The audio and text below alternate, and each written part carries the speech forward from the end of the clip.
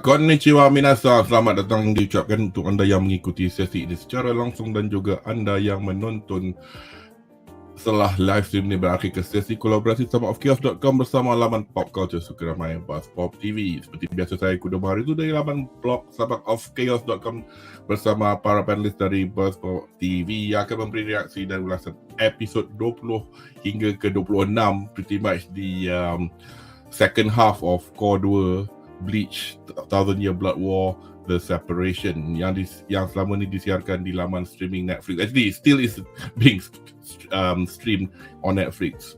But before this, setiap hari Sabtu lah. So, bersama saya panelis malam ini terdiri daripada Shazli. American Kaki Anime, how are you, man? Hey, doing great other than the general haze. Around Malaysia pretty much it's quite okay time.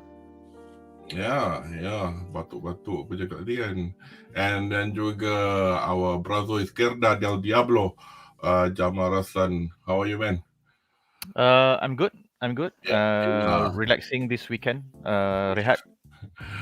So I can't promise, but we'll see how we can fit you in for the Gen V session afterwards. Tak jadi. Hadi is not available last minute. Okay. So, okay then we can go on for 5 hours today then. Dan juga lastly, Andri Alwi, last but not least, Kaki Anime MILF Connoisseur. How are you, sir? I'm fine. The haze is terrible. Yeah. It's affecting my asthma again. But I just wanted to say, tell your wife I said hi. Your mom, I'll be back soon. It'll be late. And to your daughters and sisters, I want my money back in full. Make sure the trap is full. Kalau aku terror buat CGI, aku buah serban kat kepala kau. Janggut dah ada, baju dah ada. Ada je. Betul aku buat TikTok. Anyway. Taklah. Right. Dan juga pada untuk makluman anda yang belum pernah mengikuti sesi ulasan kami, perbincangan kami akan mengandungi spoiler yang berkait dengan episod-episod yang diulas, dan juga kepada anda yang menonton sesi ini setelah live stream ini berakhir, sila langgan berlaman YouTube STOMACHOFCHAOS dan Buzz Pop TV supaya anda tidak ketinggalan untuk menonton live stream kami yang akan datang, dan jangan lupa untuk tenyeh butang like. So let's get on with it. There's a few episodes to go on, but don't worry, we're not going to go like dissect every single second, but we'll start with, as usual, reaksi satu ayat.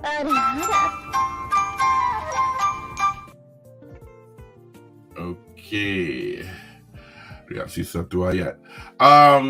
Saya punya reaksi satu ayat pretty much an extension daripada reaksi satu ayat sesi bincang yang lepas. Episod-episod ni rasa lebih puas bila berbanding dengan manga. Ada beberapa aspek dalam cerita ni yang tak 100% best lah. Kepada ramai pembaca, orang banyak cakap apa macam ni.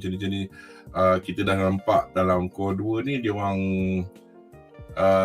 adding stuff, making things a bit clearer daripada conjecture semua-semua. So dan satu attempt untuk mencantikkan benda yang in the end hampas juga. Anyway, we'll start with Andri. What's your reaksi satu ayat for this few episodes? Okay, I think satu kata ayat is OP tau, overpowered tau. Bleach, they trying to finish this season off with pulling the trigger on as much OP powers and OP scenes as possible tau. It's almost the same like what they repeat in the previous seasons lah, before the 1000-year Blood War tau. I tell you honestly kan, among the most interesting things that I've seen in this second core, right? Yang paling saya betul-betul menarik kan, it's not the fighting tau. It's actually the scenes yang macam dia tak include inside the manga. It's like the talk between the Squad Zero and we'll get to that in a bit. Yeah, anyway. That was interesting because it tells us a bit more about the whole background, why this shit is happening, the motivations. Because I wanted to see kan, okay, this guy is strong. But why is he strong and why is that power overpowering other people's power tau? We see Squad Zero kan, certain character kan, we should probably discuss later kan. Dia punya power kan is OP. I'm like, are you kidding me? This one is like 1,000 times more buff up than the Senbon Sakura yang Byakuya guna tau. Senbon Sakura. Yeah, Senbon Sakura. I mean, you can't dodge this. It's like an interdimensional punya attack range tau. I'm like, this is not a bangkai anymore. This is like a NAN level punya NAN level punya powers tau. It's like something from Yu Yu Hakusho at the last few seasons tau. When they were trying to Hunter tu Hunter and Yu Yu Hakusho. There was a power kan yang the Uramishi lawan yang manusia dia nak buka pintu ke neraka kan, demon portal kan, and then all these humans got macam dimensional powers tau. They have a domain, something like that. This is something like this. Yeah, so they just instead of focusing on things that make us ask questions and pique our interest, right? They just try to mind blow us with OP scenes lah. This is what I feel on the later half of the second core, which is actually a shame lah. Actually, I think it's a good season or core, whatever you call it, but I think we could have done a better job redirecting our attention lah. Cool.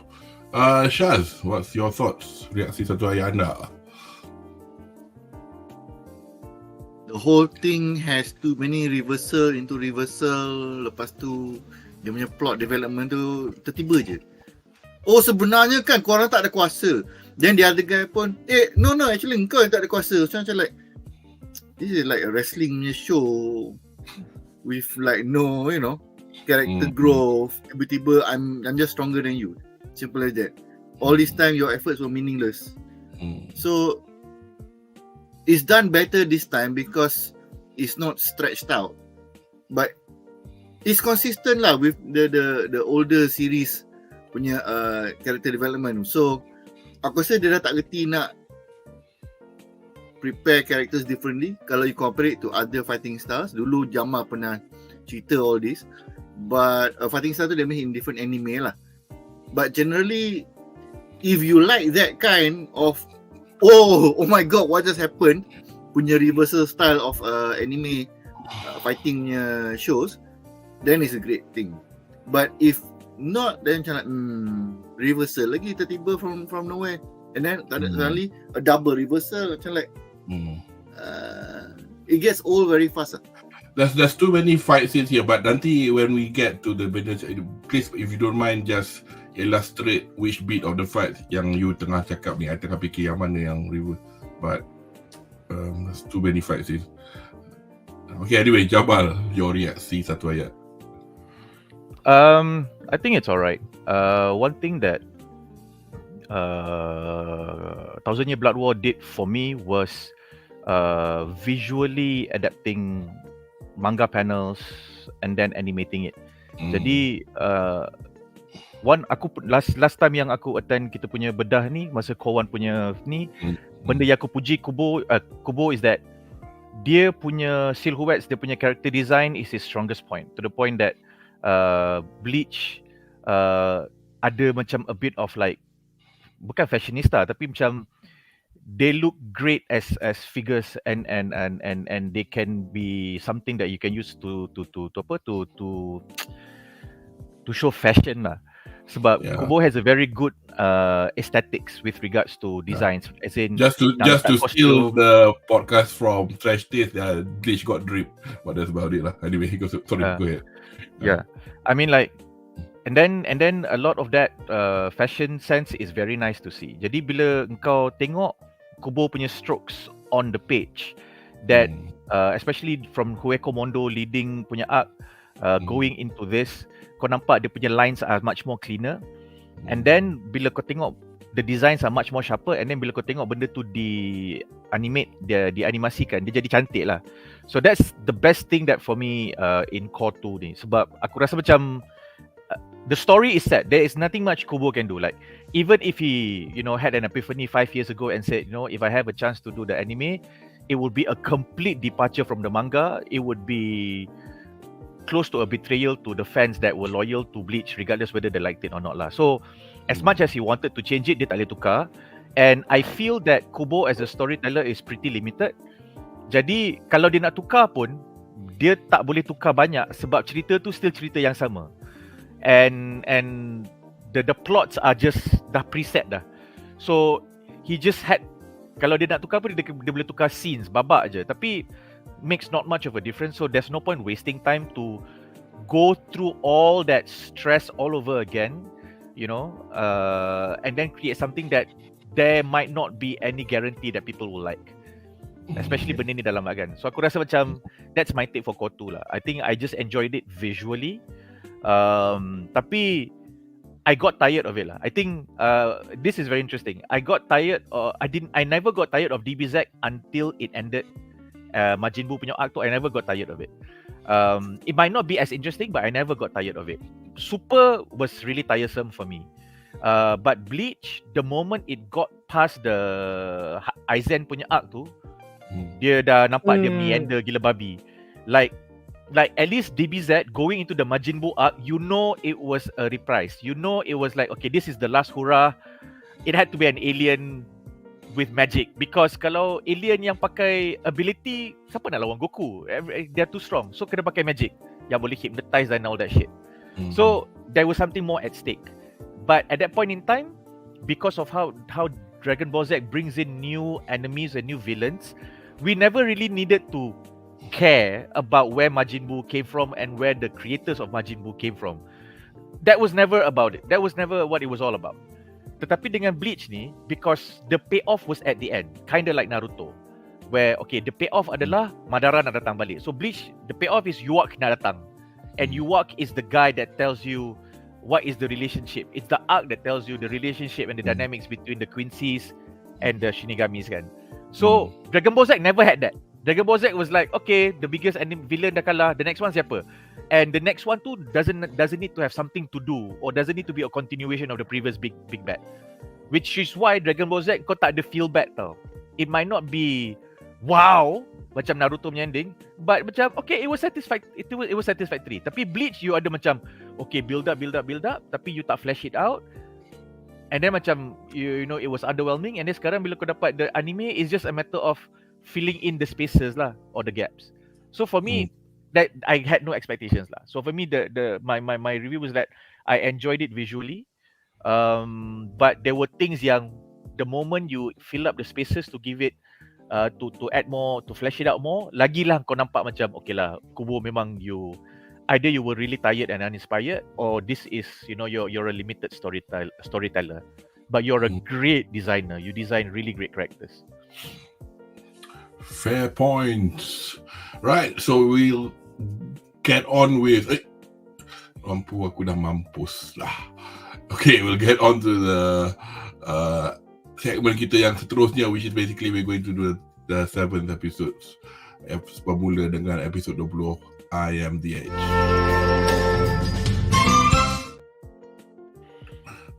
Alright, so aku pemalas sikit, so aku menggunakan video sebagai apa, overlay. So essentially dalam I Am the Edge ni is just an episode following apa kita nampak at the end of Core 1, di mana Yashiro dan what's her name, the lieutenant to the now deceased Unohana tengah treating people in some underground bunker, only to be interrupted by this wizened looking Stern Ritter, calling himself Stern Ritter V. In essence, only to find out that this Stern Ritter is a figment of the imagination of the real Stern Ritter V. I mean, di antara benda-benda yang masa aku baca a long time ago lah, aku semakin pening baca tau. Dia nak buat, I tak tahu lah whether it's meant to be convoluted, dia tunjuk dia power sangat ke apa. Tapi pendapat masing-masing. Let's start with Jamal lah, since you're first in the photograph. What are your thoughts on this episode? This is the episode where essentially you got that basically the kid the superpower kid yang in the end lawan dengan Zaraki Kenpachi, just recovered after fighting Unohana. This is like, aku nak petik balik ayat aku yang aku kata Kubo is a great character designer, and I stand by that, visually and conceptually. Tapi I think this is where his limitations as a storyteller comes through, because he has the tendency, he has the penchant to buat a series of characters. Sebab idea dia banyak, dia kaya dengan idea. So kalau macam kata tengok Gote 13 captain, bawah captain ada lieutenant. Alright. So kalau kau tengok Ichigo and friends, dia ada 1 2 3 4, at least 4 orang. Chat, Orihime, Ishia dengan Ishida Uryu dengan Uryu dengan Ichigo. Tu 4 orang. So dah ada 4 orang. And then Gote 13 26 orang. Alright. Lepas tu Squad 0 5 orang. 31. You go to Hueco Mondo, you had all the, what was their title? Espada. Espada. Berapa banyak? And then for this Stern Ritter, because dia conceptual, dia ambil a lot of German references. Lepas tu dia bagi the A sampai Z. So dia kena buat 26 karakter. So this is him unnecessarily burdening himself with an idea that he never even fleshed out. And burdening us. Yeah. So and then he never fleshed it out. Like I will take 5 more years of Bleach if he never ended it when he ended it, and instead he explained kenapa kena 26. Why did you design or create the Quincy's that way? Why the Quincy's ended up at 26 and Gote also ended up at 26 plus the lieutenants? You know, is that some kind of a symmetrical blah blah blah blah blah yang ada this whole life and death philosophy? Benda tu tak ada. Tapi you can tell that he has these kinds of ideas leading his design. So, dan sebab design dia banyak, dia macam okay lah, kalau aku dah buat A, then dia kena fikir benda tu 26 kali. Okay, kalau A ni apa maksud? Oh, A is what? L is love. Tapi bila you tengok L is love, and then you go to Hueco Mondo, and then you go to ni, you dah tengok banyak sangat love punya archetype been repeated, and it's not novel anymore. So he loses this very quickly in a very short space of a very short period of time. Bila kau macam okay, I figured Kubo out, and then it makes it easier for you to feel dissatisfied in the last 2 arcs, yang Grimjaw going into this arc, sebab kau dah rasa macam I've seen all your character designs. Ini aku tak masuk Viziers lagi ya. So dia macam like he has all these very nice character designs yang sometimes aku nak speculate. Kau suka sketch character first ke, and then baru kau figure out macam mana nak jadikan character tu satu siri, and then macam mana nak selitkan as part of a larger story, overarching storyline. So it gets really annoying because not the fact that even if all 26 are well designed, as a reader kau macam baca, okay, ini Stern Ritter A. Okay, aku lagi 25 Stern Ritter. Lepas tu takkan Stern Ritter V, J, K dengan C nak kena lawan Kenpachi seorang? Then how do you fit in Kenpachi fighting these 4 Stern Ritters in a way that supplements and pushes Kenpachi's character development in the story along? Faham tak? So dia macam, oh my god, why do you do this to yourself? Whereas if you ask me, the idea of Quincy dengan Shinigami tak boleh bersatu dan sebagainya is cool enough, is great enough. Your panels on the page is beautiful enough, especially with all the white with the white spaces. Lepas tu manga pula bila kau animate nampak, especially masa Hueco Mondo punya arcs, some of the fights you have with the espadas, Ulquiorra for example, was just absolutely beautiful. Jadi aku rasa macam sayang you it's like he thinks of things visually and then he tries to craft the story around it, but he does it on his own. He doesn't do it with a bunch of people. and dia jadi sayang lah. So that's my disappointment, because this character yang dilawan Kenpachi ni is a great example of that. When he was introduced, oh, this guy is fighting from another dimension ke? Dia boleh cucuk ke? Dia boleh tikam ke? Dia boleh lawan ke? Tapi people cannot see him or cannot detect him. And then sebenarnya, oh, you're just a figment of this actual cerita punya imagination. Yang power dia adalah imagination. And how did he lose? Oh, you lost because you wanted to beat me, but you imagined me as a monster, and that's why you died. Like, conceptually the idea is cool, but during the execution kau macam, what, you gave us all this fight and that's how you died. And this was not even done in a way yang macam because the anime ni pandai tau, like, okay, apa yang aku imagine akan menjadi. So kau perlukan dia lawan orang-orang macam, kalau dalam Naruto kau kena lawan orang macam Shikamaru, orang yang boleh figure out that little trick. Kau kena lawan siapa yang doktor dalam Bleach ni? Alah, Doktor mana? Unohana. Ha? Unohana. Bukan Uruhara, dia ada one. The one yang ganti Uruhara tu. Scientist gila tu kan. Scientist gila tu. Mayuri. Mayuri. So you need this Tenrita to fight people like Mayuri who can figure out, haha, you pakai imagination. I'm gonna Jedi mind trick you to imagine me as something else, and then you lose to your own imagination. Last dia lawan Kenpachi, oh, aku tak pernah seronok lawan orang sampai aku lawan orang macam ni. Tak pernah rasa macam ni sebab aku selalu menang. And then I imagine you as this really strong pace character, aku kalah. Lah. Like, faham tak? tapi interestingly when you mention it like that kan, Mayuri masa we'll see later on, not only katalah obviously dia lawan cerita lain, as opposed to macam I let you imagine apa, dia dah macam 10 step forward with something, so you go like, wow, okay, when did you do this, but we'll get there when we get there. Anybody else want to add to what? That's my ni lah. Aku nak expand further on Jamalnya idea ni. I never thought of it that way, that Kubo is this type of character developer yang pandai tapi dia tak kerti buat cerita. So tiba-tiba aku teringat pasal macam this is like an RPG source book tau. Kau tengok tebal gila kan, dia bagi kau ada senario here, history dia macam ni, karakter macam ni wujud, bla bla bla bla. Lepas tu kau bagi kat orang macam aku yang tak pernah jadi game master to run a campaign. So you have all these great characters inside, but you couldn't tell the story as someone who has been a game master for like 25 years.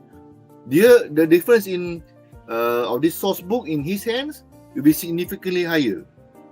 So dia pandai buat source book, something for people to refer to, but to create the full story itself tak jadi. Dia aku boleh compare dengan recently about 3 episode. It was memang it was just a promotional celebratory punya Gundam tu, Gundam dekat YouTube. The recent Gundam punya tu. Oh look, it's the greatest fighters here. Rematch here. Tembak tak sampai 20 saat. Switch to the new character who's piloting the new gunpla that is going to be sold. So macam like, I've seen this like 10 times already. From the original time those two came out, and to multiple times they have been referred to, and their battles have never been ended. So you have this great fight between characters who are so well developed, but it never gets cut off, never gets resolved. And then suddenly when you have the dream match of another within the Build punya series, Build Divers ke apa ke, the show up in this timeline, which is like, oh, I want to see this fight. Then they fly off to space, further up into the needs for the great grand battle that was not even showed. So you have great characters tau, macam like, tapi untuk Gundam ni aku faham lah, memang dia sengaja nak tunjuk, nak tease people, belilah model-model baru ni, so aku boleh faham. So dalam when Bleach punya scenario macam ni, when Jamal mention that, you know, the characters are great but the storytelling is not, then I finally boleh faham lah. That ultimately, you know, just because you can make great characters doesn't mean you can tell a great story. Actually, I would like even to just to you side. By the way, great analogy. I really loved it. My point is, he doesn't even write great characters. He designs great characters visually. You know, and dia punya summary for the character punya background semua tu cukup, just nice. Macam kau, so your source book punya reference tu. But that's it. The connecting threads, the arcs for each characters, dia tak boleh buat. So kalau aku jahat, kalau mulut aku kurang ajar, aku just cakap Kubo is a fan of his own art. Dia suka sketch, dia suka sketch new characters, design new characters, and he's fucking great at them, to be honest with you. He's just fucking great at them. But that's it. And then he just enjoys it so much. Okay, I'm going to design 26 Stern Ritters. And because he had that conceptual base to design the characters to make it look like a series atau like part of a really tight group, dia rasa macam this is solid.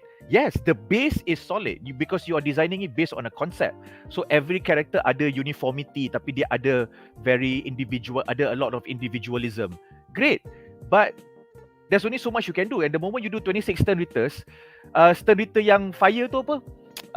If you look at him, you look at Grimjaw, and then you just go back to Hue Komodo punya arc, you can find another vizier yang lebih kurang macam tu juga karakter dia. So nampak tak? Dia ambil template. Visual design fucking great. Dia boleh buat lagi 10 tahun, kita akan suka karakter dia. As opposed to Kishimoto, the Naruto punya karakter tu, mangaka, when he did his new manga a few years after he stopped Naruto, kau nampak dia tak boleh design new characters outside of Shinobi punya ni.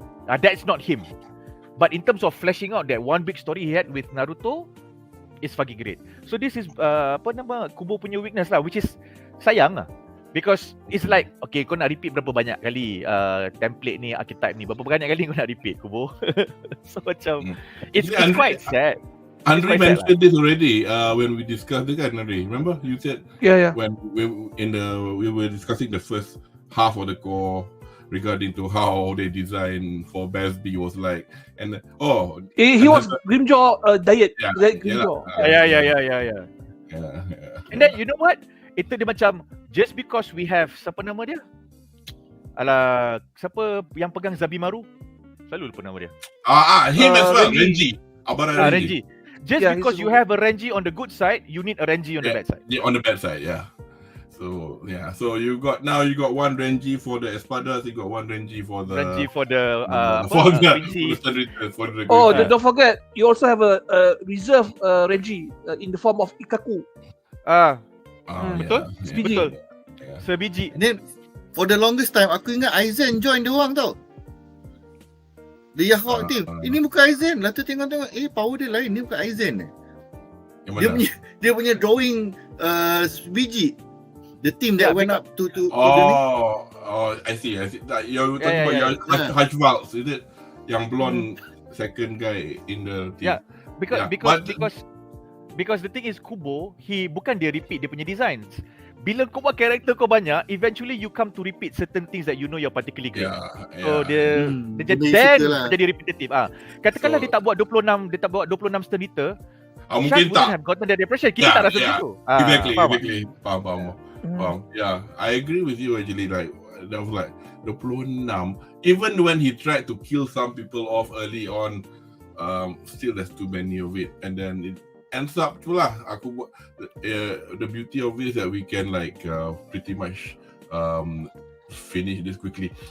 And like what Jamal was saying lah, in the end itu aja. That's what he is, a brain. Tapi yang sedihnya is that bila dia buat karakter banyak macam tu and he doesn't have the space for it and dia dah tak larat as a mangaka, what happens is this is what you get in the manga lah. Characters dying off screen, characters dying in really uncharacteristic ways. And then when he has no idea, okay lah, macam Syah cakap, reversal.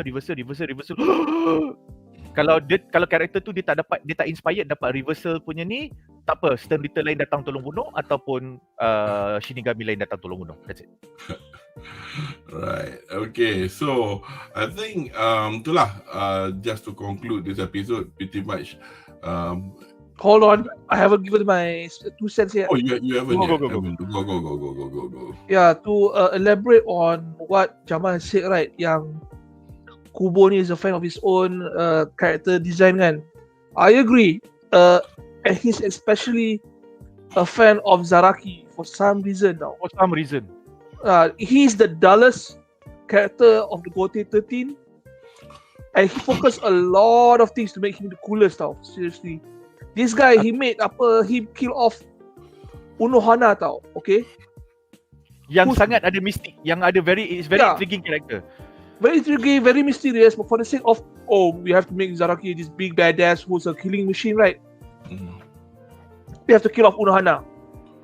Seriously, it doesn't make sense to kill off that character, and it doesn't even make sense story-wise not to have two powerhouses to join the battle with the Stern Ritters. You think there's a downside having Unohana and Zaraki fighting at the final battle? Tak ada kan? Ada. So You can only have one Kenpachi. yeah, Apparently. the first time I watched Zaraki character kan in the second season of Bleach kan, when they try to tag society, right? They portray Zaraki ni kan as like a badass swordsman lah. When I think of a badass swordsman kan, I already have a picture now.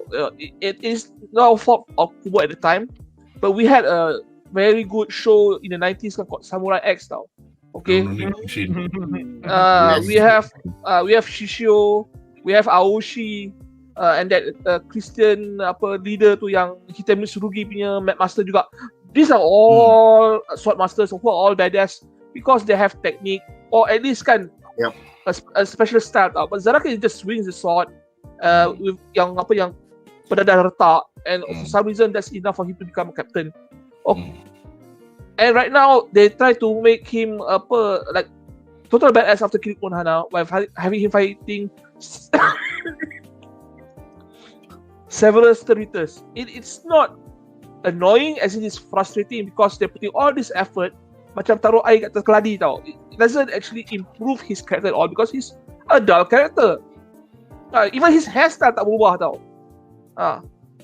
Okay. Tell me about visually, right, Zaraki, what's the difference now?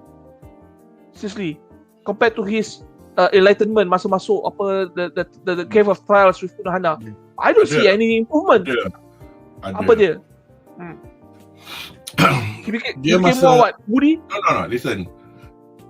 Aku bukan nak defend pasal aku pencinta Bleach macam tak tentu arah, tapi at the same time there is a reason. As I said just now, there can only be one Kenpachi, and Unohana is a Kenpachi.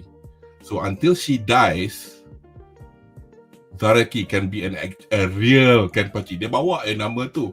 Pedang dia tak shikai pun. Pedang dia, as you say, pedang cabuk. Pedang dia in the shikai form macam parang, macam what you call it, Ichigo. Okay. And Let's say So he had to go to undergo that because remember it wasn't just an afterthought. There were bits where they said that the dead captain number 1 Genryu Sai cakap they didn't even want to teach him basic sword fighting skills because just in case he can so now because of the fact of this thing they decided okay lah, since this guy has this extra power yang kita tak pernah nak ajar, Unohana kata okay lah, I'll teach him the whole thing, make him Kenpachi, but the price of that he needs to kill me lah because there's only one big Kenpachi. So that obviates your suggestion, why can't we have both of them in there? That's how it Okay, is. seriously, okay. Seriously kan, this has been done in a lot of anime series now. Okay, said for me to take on this student, blah blah blah, Henry must die at the end of my training. Okay, fine. At the end of the training, Henry does die, but for some reason, there's another person who looks, fights, and moves like Henry, but his name is like Sally. Okay, maybe my name and character is dead, but my real self can change. I will no longer go by the name of Kenpachi today. I go name of Sally Hiroshima or something like that lah. Whatever this afterwards. They just retire the character, but the character is still alive. It's like a loophole. And you're telling me that a bunch of soul society masters who have lived for centuries cannot even think of that loophole to get all of this Kenpachi system razzle dazzle, whatever the whatever things that they want to put on the Kenpachi punya mantle. Doesn't make sense to me. Okay. It really doesn't make sense in a practical way. Plus, Do you find it a bit insulting kan that Zaraki kan, the least imaginative character kan, the dullest of the Gote 13 kan, has defeated someone who can kill just about anyone kan with his imagination. Do you the concept of killing someone with your imagination alone kan is very frightening tau. It's almost godlike tau. It's like if I think you're dead, you're dead. That's almost godlike powers tau. Sorry lah. I know this is like a plot device kind of thing. Macam dia kata aku jadi besi. Tapi kalau kau cakap kat aku, jadi aku boleh potong kau lagi because aku akan potong kau macam aku potong besi. So okay, that's fine. Yeah, that's fine. That is fine. But how does Kenpachi get over that? That's my that's my issue. This is the thing. I mean, obviously, he says that he can cut into anything. So, like even a fucking meteor he could cut. So, okay, this is dah masuk to the realm of, yalah, benda ni kartun kan? Yeah. It's like my ball's bigger than yours. It'll go ad infinitum lah sampai bila besar telung kau. So in the end, like apa Jaban cakap, in the end dia mati. Okay, what a monster you are. Tapi it's a bit tak sedap lah. Dia punya tak fulfilling. Tu faham, aku faham. Tapi masalahnya it's like, ada explanation untuk apa yang kau tanya. So aku macam fine lah kalau kau tak nak terima, tapi itu dah explanation. Bukan je aku buat sendiri. Something came to my mind. Dragon Quest. Okay, what? Evan. I don't know. Okay. Go ahead. Okay, there was a character named Evan. Oh, the cikgu. Yeah, Evan. Yeah. He was supposed to be dead, but because of he wants to mislead the whole world, right? That he was dead, right? He never showed his face afterwards, now. Evan's dead, but the masked swordsman kan is alive. That's Evan. Something like that. That's the loophole for him to. Aku rasa mungkin title Kenpachi tu bukan sekadar nama aku sekarang Kenpachi, kau tak boleh jadi Kenpachi pasal aku nak tak nama ni, name tag aku buat satu je. Tak. It's a matter of that title is tied to something else, to not just a name. So the person having the Kenpachi name, having thought the second person to be the next Kenpachi, has to die. And by the fact is, one, aku need to finish this. And the fight yang kita tengok nampak sekejap tu, dia bukan buat sekali harong, oi kata terror sangat bunuh Hana, macam mana kita Zaraki boleh bunuh. Masalah je Zaraki every time dia nak lawan, dia kalah, dia mati, dia nyaris mati nyawa ikan, Unohana hidupkan dia balik. Ad infinitum. Kita tak tahu berapa lama, 2 bulan ke, 2 minggu ke, 2 tahun ke, dalam gua tu duk lawan sampai Zaraki sampai ke tahap yang dikatakan Kenpachi. When he finally kill Unohana, the Kenpachi title goes to him, and he finally got to hear his sword for the first time. Sebelum ni tak boleh dengar apa because he's such a, as you say, a dull, stupid person. So to think that there's no character development in that exercise, I find that a bit obtuse lah. Sorry to say, but I could see all that from. It's not that benda tu kena figure out, benda tu dia cakap. I mean that's okay. It'd be something if Zaraki kill Unohana kan, and for some reason kan it become something like Highlander tau. And he loved her. Kan. That's one more thing. He loved her. Okay, fine. Doesn't matter about feelings. If he killed Unohana kan, and all her powers, skill, her experience kan transferred to Zaraki as a macam Highlander kan, I can understand why this thing has to be played out.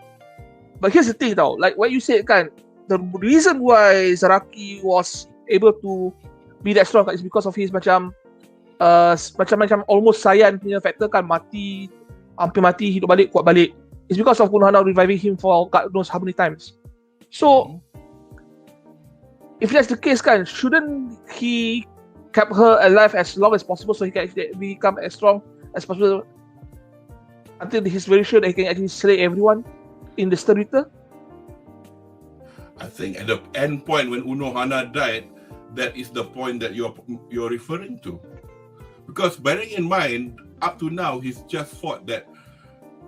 We're going to see him being lawan the other 5 editors kan. But Okay, yang aku nak cakap tadi, nothing much to do with this. I think the point that Andri is trying to make is that in every story like this lah, kan, this kind of shonen punya stories, you will have this Kenpachi / Wolverine / Lobo archetype / Incredible Hulk, if you want to throw that in as well.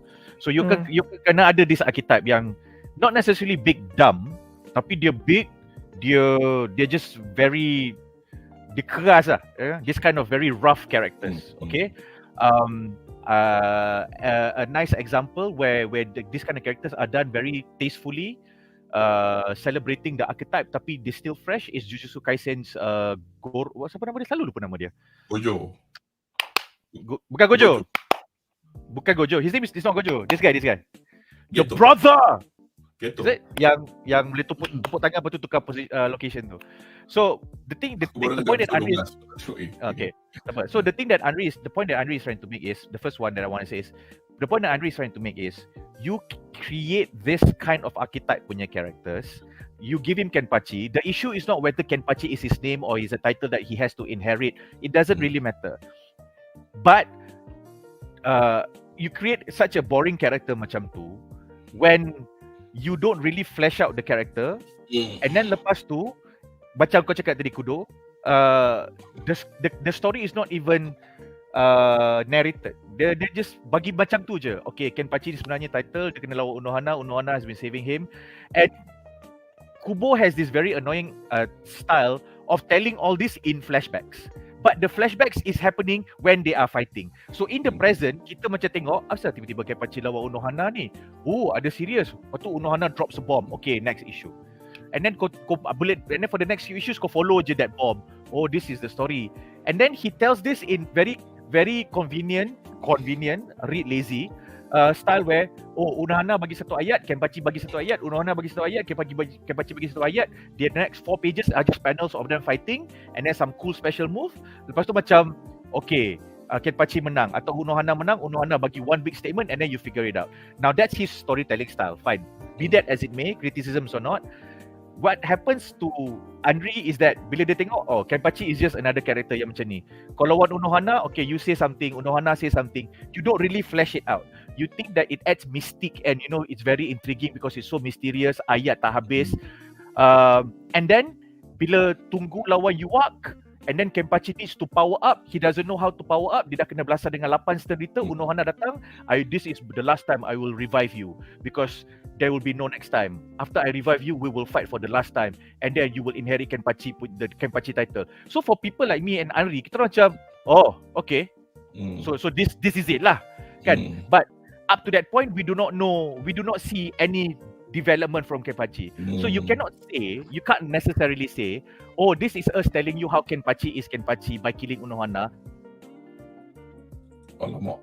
As character development, that's the story of the character development is when 100 issues ago Kenpachi macam ni, lepas tu 20 issues after that something happened, tapi ada small different change, and then the 50 issues on, oh shit, he realized that what happened 50 issues before and he did something about that. That's development. You literally see the character taking something that has happened and develop. Bukan okay, tak ada lawan, kau tak nampak Kenpachi, tiba-tiba lawan Kenpachi datang pedang baru. Dia bukan macam tu. So that's not development. So that's why macam Andri kata, it's a boring character because it's not the issue of the archetype. It's the fact that you put Kenpachi there where you have one big bad in the opponent's side, you bring Kenpachi down because Ichigo cannot fight two at one time. And then when Kenpachi fights, you go, wow, this guy is so cool. After the fight, Kenpachi disappears. Why? The story is about Ichigo and friends, Rukia and Renji. That's it. Faham tak? So then when it comes to the Unohana punya moment, it becomes convenient lah. We go like macam, oh, so now you are telling us Kenpachi, and this is a Kubo thing. So kau tengok berapa banyak Gote Captain punya cerita, backstory was fleshed out like this, and he repeats it every single time. So and then you have that against bila macam contoh Espada lawan Captain atau Captain lawan Stern Eater, this is the story of my power. And then the flashback macam mana Stern Eater tu jadi Stern Eater. This is my Bankai. And then the flashback macam mana dia dapat Bankai. So it's very tiring because you don't grow with the characters. You just see the character fight and then ni. So that's the first point. The second point is with regards to Kenpachi dengan Unohana tu. Kenpachi is the title. Unohana is the reigning Kenpachi before our Kenpachi. Now, Unohana is a completely different character altogether, completely different character archetype. Meaning the title of Kenpachi is not the it's not the character. The title of the Kenpachi is something that the character does or something that the character has.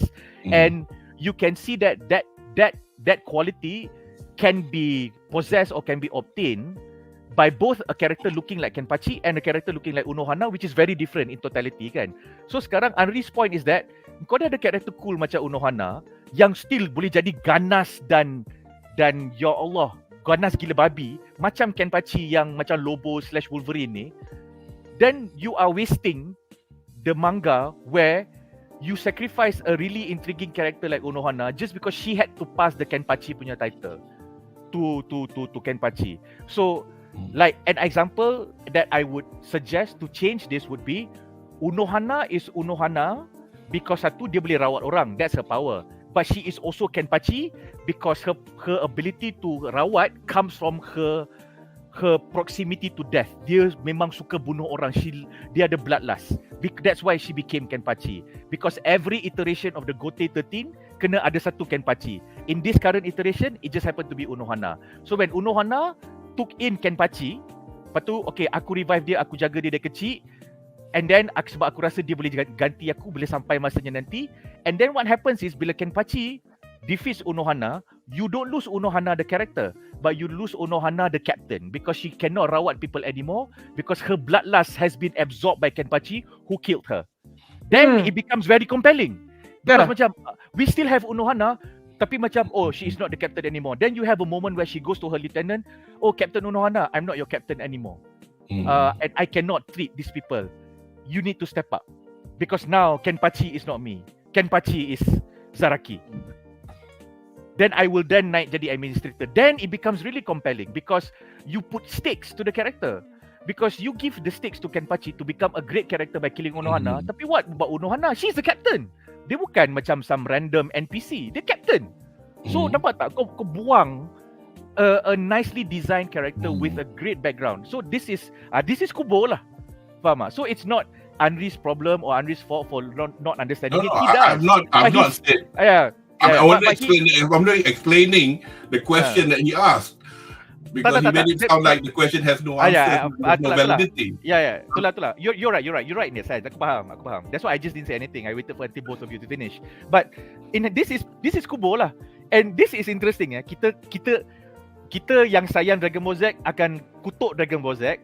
But you can never accuse Toriyama of making this mistake, this storytelling mistake. This example of Unohana. I don't know anything about Dragon Ball Z. Like this Unohana Kenpachi punya thing. You go to Dragon Ball Z, kau cari mana ada benda ni? Tak ada. You go to Naruto, tak ada. So this is where Bleach loses.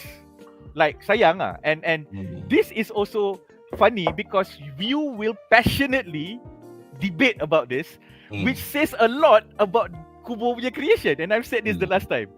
Just because your characters are so nice, people get attached without even you needing to tell the story. And then you fuck up the story and we are still invested, but in a negative way. Sebab kita macam, why? This is it's kind of a wasted opportunity now. Yeah, sangatlah. And we are not even saying this because we are questioning the status of Bleach as a big three. Benda tu siapa nak we will fight till the end. All the weaknesses and the strengths. Tapi this is Bleach lah, sayang lah. Because macam I think maybe for you Kudo, which is this is a great thing, is that the moment you become attached, macam okay lah, this is the mangaka, this is how the mangaka tells the story. Okay lah. So kalau aku nak tahu kenapa Kenpachi, tiba-tiba finally dia cerita kenapa Kenpachi dengan Unohana macam ni, and then kau puas hati. So that's cool. Aku rasa kalau tak ada orang macam kau, fandom dah mati. Sebab macam you at the end of the day you go like, you know what? I get to read another issue of my favorite title. And I'm not gonna like overthink it ke this I'm gonna be invested in it, but not in this way. But unfortunately, I guess the other side of the coin is people like me on Henry who's gonna go like, benda ni macam pelik. Macam Henry, he's gonna be vocal about it. Macam aku simple je, I'm just gonna walk away from the IP because it doesn't excite me or intrigue me anymore lah. Tapi this is Bleach. This is Bleach. I has to add one thing. I'm vocal because I give a shit about it. Yeah, correct. Yeah, And this is how cool Kubo is, by sheer visuals, you make people give a shit about characters yang not necessarily fleshed out. Kan? Kau bagi Ichigo berapa banyak kali muka. Goku died, okay? Goku died and remained dead. Ichigo macam, yeah, you're not gonna die. Like, no, you're not gonna die.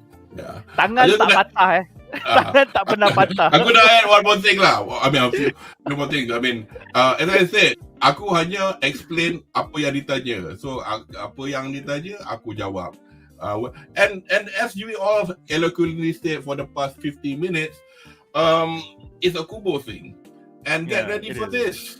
Okay, ready, got, no. It's not like ini bukan statement merajuk ke apa, but we've got 5 more episodes to talk about. We've got 2 more course to talk about, and all of them, aku boleh repeat balik apa Jamal explain for the past 10 minutes. Tampal dekat video ni. Yeah, man. No, because that's how it is. But the thing That's how it is. I mean, that's how I watch stuff. Like I keep telling people at infinitum, I don't sweat the small stuff. Bukan adalah sampai membabi buta juga. Kalau macam benda tu macam ni kau buat, tapi aku tahu outcome dia macam mana, and then kau buat macam ni just nak bagi kita orang sedar, tak apalah, buat je lah. But they will talk about this in the last episode. Which is why it's great lah pada aku. Which is why it's great that you are doing that lah. Yeah. Anyway, Syah nak tambah apa-apa ke? Tambah. I'm done. We go on to Boleh. Aku just nak tambah yang Zaraki punya storyline tu dah banyak sembang dah. So aku just nak mention sikit yang pasal budak imagination. Apa ni? What was his title? V The Visionary. Yeah. Grammy Thomo. Kan? Tak, anyway. Just another case study of a wasted character potential. All of them are wasted. Kalau you compare kan. Tak, aku nak buat comparison je. I can do this all day. And then died in like 1.5 episodes. To guy with no imagination. But when you compare dengan anime series lain, Death Note, where the whole thing was a great match of imagination and how to manipulate the other into, succumbing to a trick to the point where like, okay lah, I will write something that you cannot change. I will die, but in the end you still lose. Macam like, whoa, gila lah. I can't recall whether they actually did it or not, but that's the level of genius that they had to put in lah. So macam like, when I see this imagination character kan, aku macam like, oh my god, that's so great kan. But then it's like, kau kalah sebab kau tak boleh imagine aku boleh jadi lebih hebat dengan kau. Like, Tak. Dia bukan kalah sebab dia tak boleh imagine. Dia kalah sebab dia imagine Kenpachi Zaraki is a monster. Dan dia tak boleh lawan. He cannot beat the monster. Sebab tu masa dia nak capai tu dia ni, because ayat Kenpachi adalah you did not realize you did not realize that you just manifested me. Because before we started fighting, you did not care who I was. You don't know you don't care. You tak takut pun. Sekarang because you acknowledge me as a monster, means you acknowledge my power, and my power kau multi lah sebenarnya, sebab the only way you win is when I cannot fight you, because you can always out imagine me.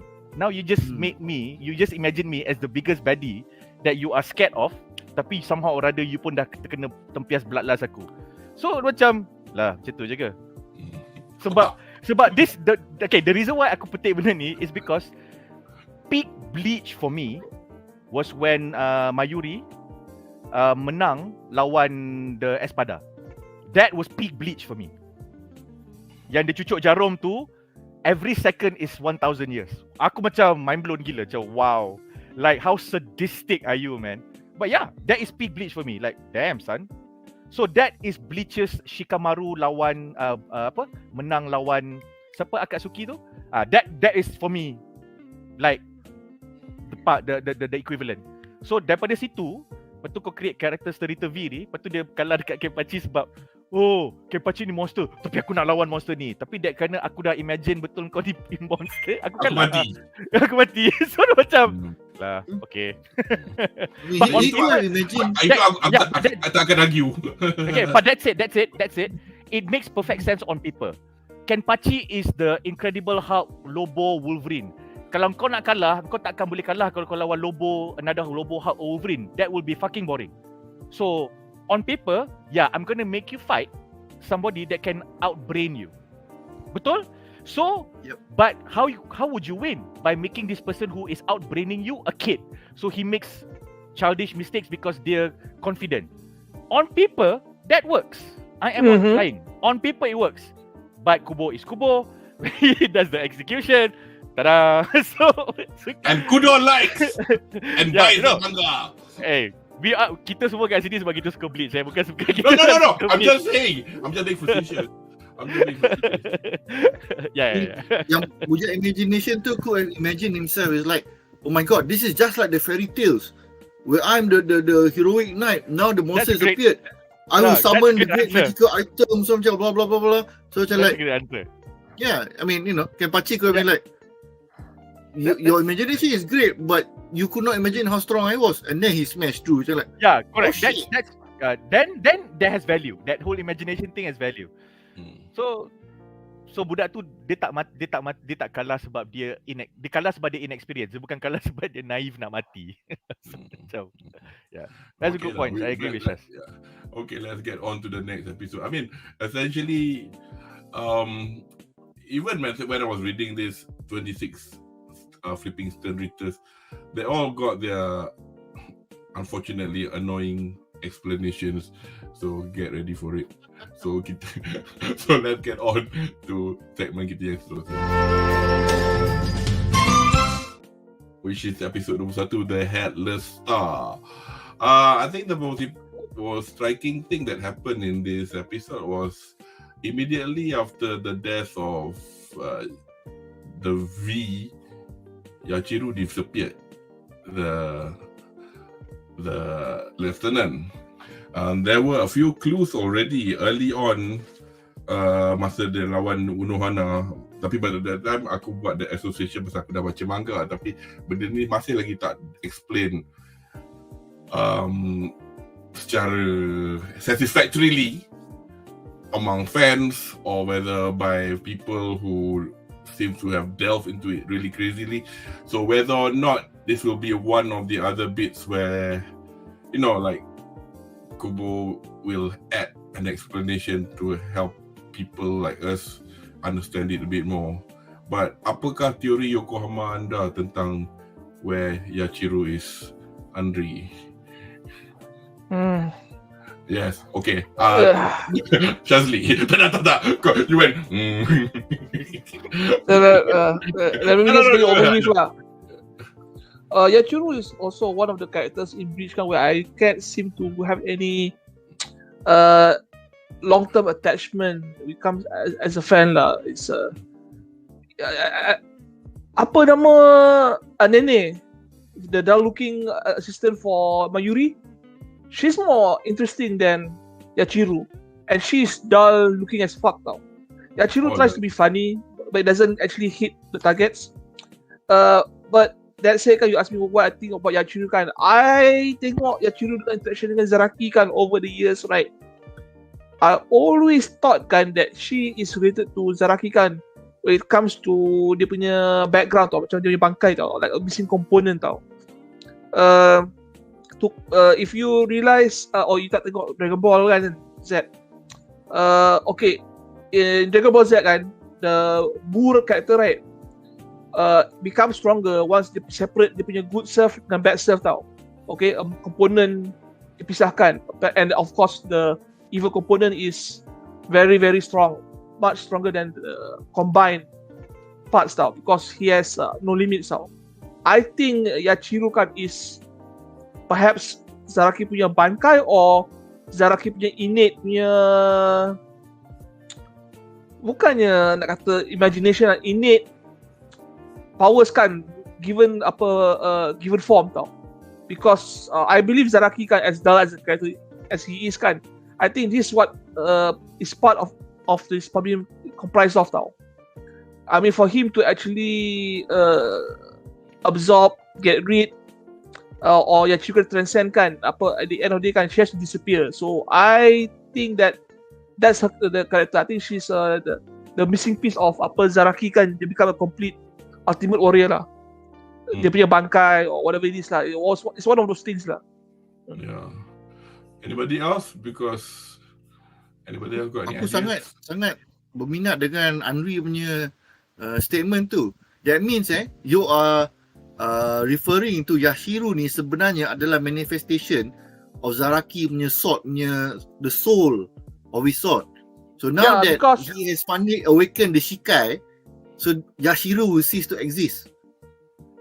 Yeah, because we already see an entire season kan where they fought dengan dia punya renegade bangkai tau. You know, they're given human forms. So it is possible for this to happen now. Dah lah yang tu filler punya season. You got anything else to add, Jamal? No, About aku when we did not need to come this far. Dah banyak orang speculate benda ni dulu lagi. So Yeah. Even if Kubo kata tak, this is my design notes, Yachiru ni bukan macam tu, cool, but I would personally like to believe it as such.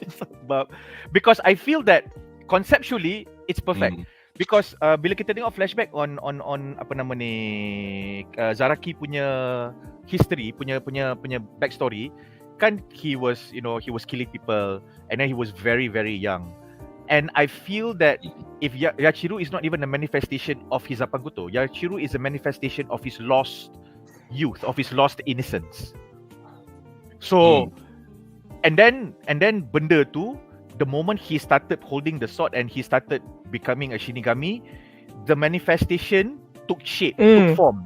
Because like how he was able to find his own sword yang sampai berkarat-karat pecah-pecah tu, and sort of like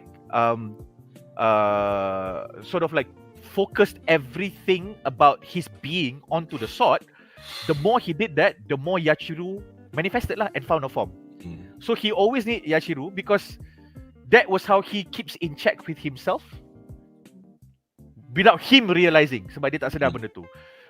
So let's just say macam aku refer back to what I said. Okay, if I were to write Unohana versus Zaraki, this is how I would have done it. Katakanlah benda tu berlaku, then I would have made Yachiru something that Unohana yang manifest. Then kau bayangkan the dynamics is just so great. Faham tak? You tiba-tiba kau nampak Unohana macam first kau dapat the whole, oh dia doktor tapi too quiet. Oh sebenarnya dia Kenpachi. Tapi sebenarnya dia bukan Kenpachi tanpa sebab. Sebab memang kena ada orang Kenpachi dan dia dulu ni sebenarnya baik. Tapi bila dia jadi Shinigami, ada trauma yang besar. So trauma yang besar tu, dia punya punishment adalah, oh engkau dapat bloodlust dan kau telah bunuh ramai orang. Atau kau telah nak, you went to seek revenge. So kau punya hukuman adalah kau kena rawat orang. Dan kau kena cari Kenpachi yang baru. Jadi bila dia jumpa Zaraki, dia tolong Zaraki jadi the next Kenpachi and dia manifest ke Yachiru. If you write that shit out, dia compelling gila babi tau. Then you will get a moment where Kenpachi finally says goodbye to Yachiru, which is a metaphor for him saying goodbye to his old self because he has finally accepted who he is as a person. Dia dah tak mencari lagi. Dia dah ada bangkai, pedang dia punya, dia dah boleh dengar pedang dia punya Zapakuto dia dah finally boleh keluar sebab dia dah tak ada konflik dalam diri dia. That terus akan redeem dia gila babi. Tanta Anri pun akan cakap Kenpachi Zaraki is a fucking cool character. He had us all in the first half and then in the last 10 fucking minutes Kubo, made a 4-goal comeback. Yeah, Anri would have, waxed lyrical about it.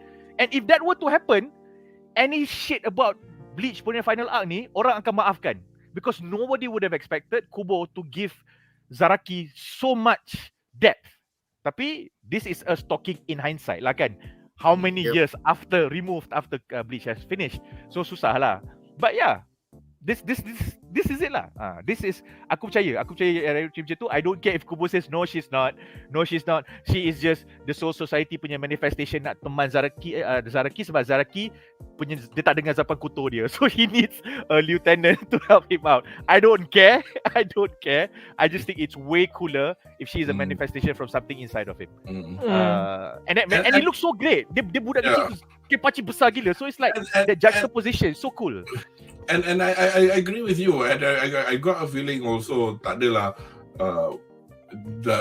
Kubo akan deny the whole thing because he's already made her disappear. Yeah. It's just that dalam apa yang kita pernah baca sampai habis pun tak ada explanation yang satisfactory. So this got nice comment here from Footproof. Zaraki sangat OP, Yachiru tu dah lah kuasa bangkai Zaraki hidup macam orang pula dan dia ada tapak kotor yang ada roh sendiri pula. So, you know, a sword that has her own sword that can be, you know, anyway, something else about this episode also, other than the disappearance of Yachiru, is the fact that actually episode ni banyak benda happening. 3 section in my opinion were people being rescued. First one was this, the Bambis were attacking Zaraki Kepachi just after we were trying to argue very much that this guy now is supposed to be the biggest bad ever, and yet he got walloped by 4 girls until Ichigo, the bigger bad, arrived to the rescue. 1. Then we've got Renji, Rukia, Byakuya, and 3 lieutenants arriving in time to tell Ichigo to. Ini another thing aku bit frustrated with this, bukanlah bit, quite frustrated dengan cerita ni, is that dia penat-penat turun, dia kena pergi naik balik. and last kali is the bit where they finally got to see their friend Uryu joining Yuhabaha nak pergi atas. Tak tahulah macam mana kita nak cakap pasal ni, tapi because kalau nak cakap every single one pun boleh, nak cakap it generally pun boleh. What Aku start yang ni. Yeah, you go ahead. This was my biggest annoyance. Because kau cakap, aku akan cari gambar yang relevan dengan apa kau cakap. Okay, go ahead. Tak, I cannot talk specifically for each specific. Cakap. Generally this is the thing that Cakap je. kan. Nanti kena reverse susah pula kan. Preach, brother, preach. So okay. Cakap lagi. The thing kenapa I got really annoyed with Bleach in the original run before the 1000-Year War, because they tend to make reversal into reversal. Macam lah aku guna 10%. Then dia ada kata, oh sebenarnya I'm using 5%. And then dia cakap, oh aku tipu, I wasn't even using any of my strength. So macam like, that was a boring thing, because you make a reversal that came out from nowhere without any implications.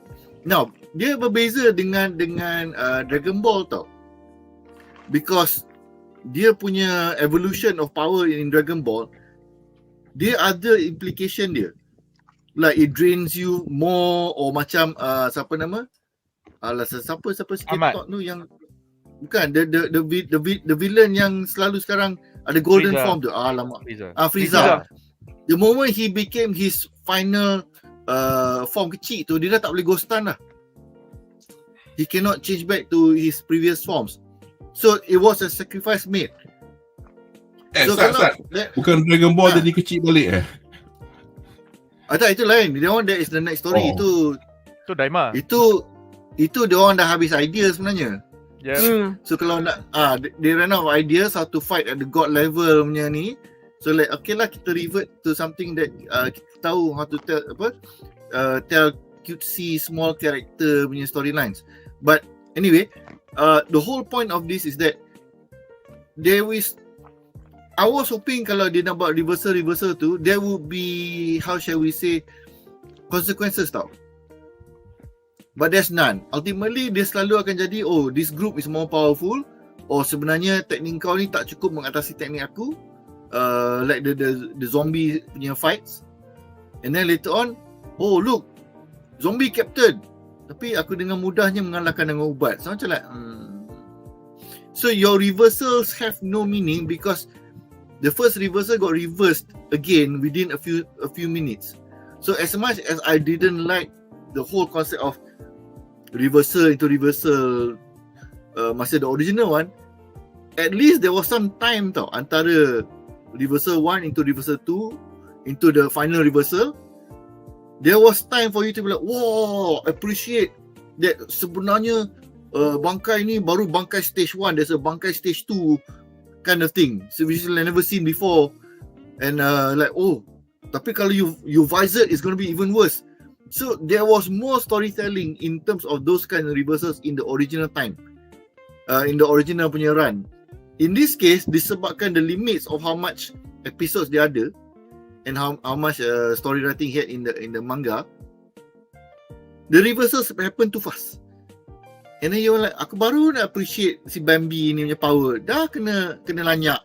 After that came back again, pun kena lanyak balik lah.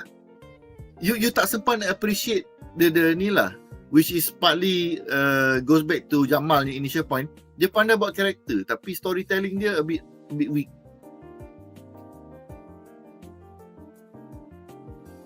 Sage. Betul. Kalau peminat buzz pop yang tengok movie kan, dia mesti cakap, alang kau ni cakap pandai buatlah anime sendiri. Ha.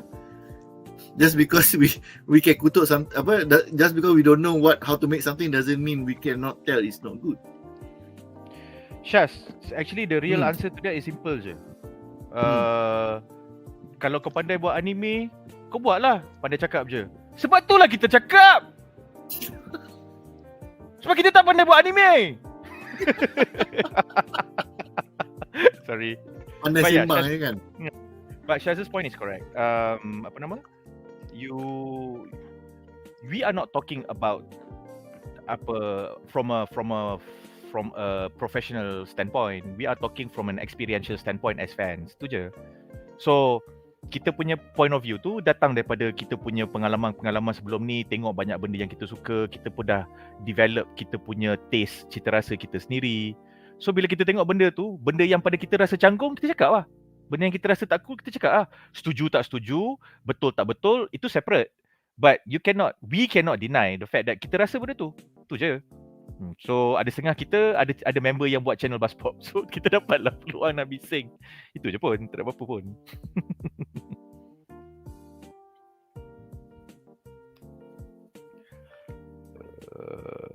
Kudo cari gambar lagi ya?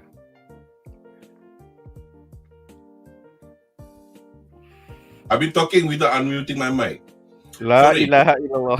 Tak macam aku cakap ni, which in a way alhamdulillah, because I think I said something just now which I shouldn't have said in public.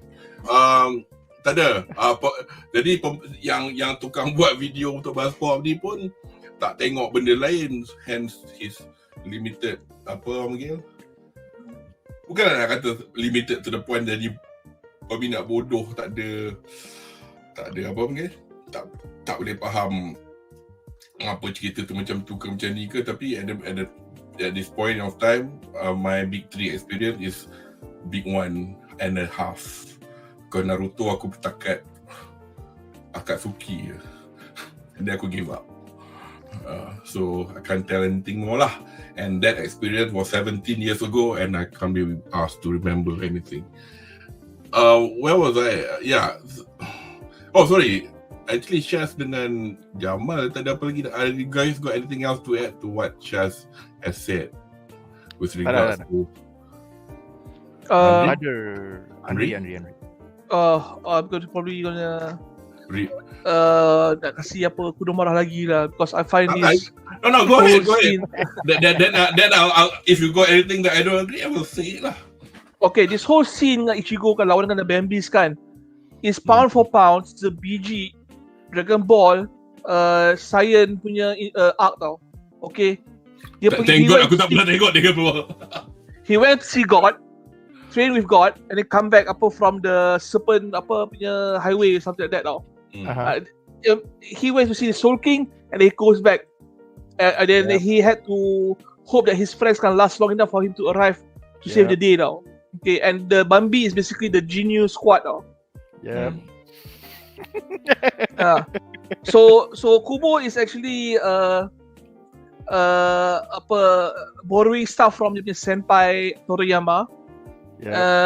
And then we go to see kan all these fighting that happening with the Bambis, right? The Bambis are supposed to be interesting enough, you know, to actually pique our interest and to actually macam be a threat to Ichigo, but you see Ichigo kan macam just like one hit them apa macam tu. It's like he could have killed them anytime and he want tau, but for some reason kan he doesn't do so tau. But when he knows kan that these Sternitas kan, especially these Bambis kan, are very murderous motherfuckers. Okay. So I don't see why the point kan he's being so lenient to them tau. And then the part kan yang betul-betul sakit hati annoying kan is when he sees Uryu kan with Yahwak tau. Nak pergi kat Soki kan nak balik. I'm telling you, after like 10 plus seasons kan, you're still reacting kan like a small child kan, seeing your favorite friend kan playing for the other team kan in a dodgeball game tau. Uryu, we're friends, right? Don't go, we're friends. Come back to us. Don't hurt my feelings. Oh, this is the feeling that I get when I see Ichigo kan, all his powers and badness kan, seeing his friend go up to Yahwak now. I mean, if Ichigo actually has macam character growth or at least character maturity at this time kan, he would have put more trust on Ichigo. He would say, he wouldn't just scream at Uryu. He would probably just say something like, Uryu, are you sure you want to go down this path? Something like that, right? You know, be matured. I mean, in the next few years, guys, he's probably going to get married to Orihime, according to what I see in the manga lah. Okay, and you're acting like a 10-year-old. Apa? And then after that, when Uryu dah cabut pergi kat Soking, he's having these talks with all the circle lah, Chad, Shadow, and Orihime. Try to reconfirm kan if Uryu is still their ally or friend. Come on lah, man. You know Uryu kan apa? He probably has something in his mind, or worst case scenario, he's the enemy and we have to deal with it once we cross that bridge. You know, something mature to talk. But no. Let's hold hands, talk about feelings, and worry about things that may or may not happen now. Yeah. So it is very annoying in terms of storytelling by Kubo at this point. It's like macam they don't grow mentally. Okay, it's like the big coping mechanism kan is just reacting now. Just react, and it's actually discredit to all the characters that he has been made lah. Can I just add or rebut? Dia budak teenager 16. Berapa banyak budak 16 tahun kau tengok dah mature, unless kau hidup zaman Nabi ke, where you faham tak? Bukan dia aku nak ni. Okay. That would fly, except that he's been training and been interacting with some of the most oldest creatures in creation now. He's still a kid though. And they can actually take a drop of wisdom from every interaction, you know? I don't know. No. I've never, as a 16-year-old, probably I was still main Star Wars toy. Baca buku. Habiskan ayat. Main Star Wars toys. Cikgu aku semua tua dia aku. Tak mature pun. Itu akulah. Tapi I don't know. I mean, as far as concerned, then why can't we argue? Why is it that Orihime and Sado were too mature, were mature enough to say, "Oh, Ichigo, kau asal kau berhoyan sangat ni?" Okay. How about this? Let's throw away what I said about maturity, right? Let's just say kan about the punya bond, okay?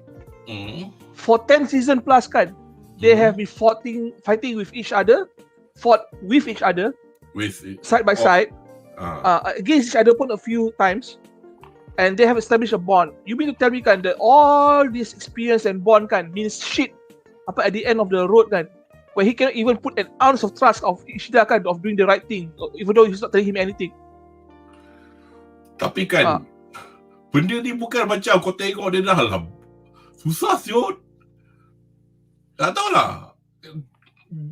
Dia tak ada signal apa langsung yang dia sebenarnya ada plan. Kita tak nak cakap banyak sangat, nanti spoil lah. Cakap macam tu dah tahu lah. Syah juga akan cakap, kau cakap macam tu spoil lah. Tapi I don't know. Aku as Al-Jamal pun bercakap je ni, we are explaining things through our own experiences. Perhaps you're more mature than I am when you were 16. I'm not. You know, I see my friend going against what we believe in. I would look like that. Why?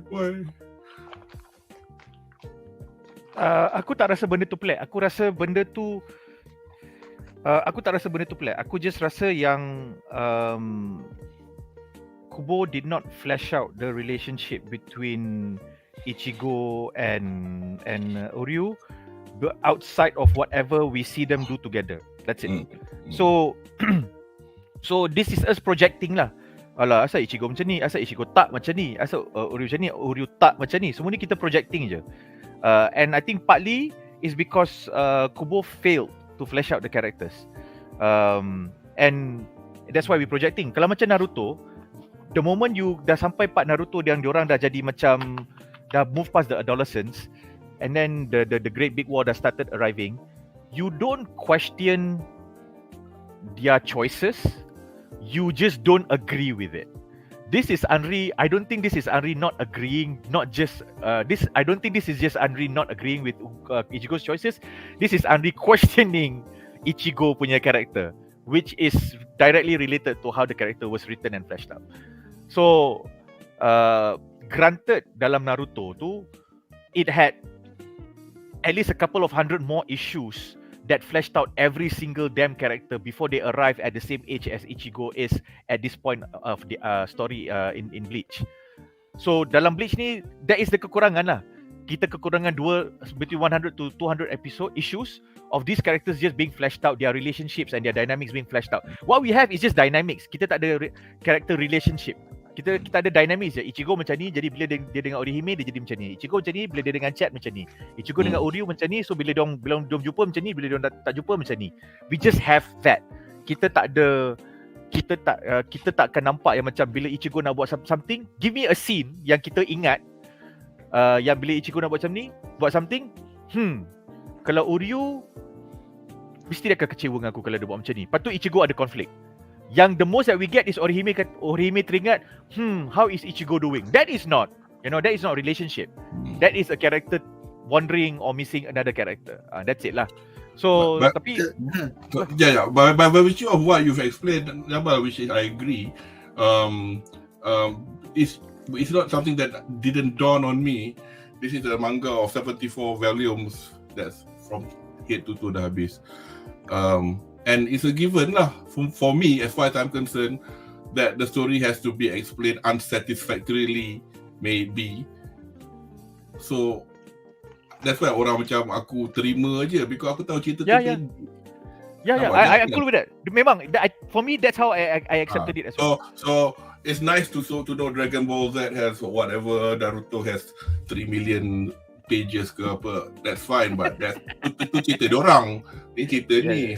You know, I don't watch this thinking of Martin Scorsese's Goodfellas ke apa ke. You know, I just watch this. Martin Scorsese tu siapa? Aku tak tahu Martin Scorsese. Aku tengok Marvel. You need to you need to broaden your horizons, mate. I know. This is cinema. Anyway, sorry. Chas wanted to say something. We can. I know you just mentioned that you tak nak compare with the rest in general. No, kau tak nak compare. I cannot compare. I cannot go back in time and watch what you've read or looked at. Yeah.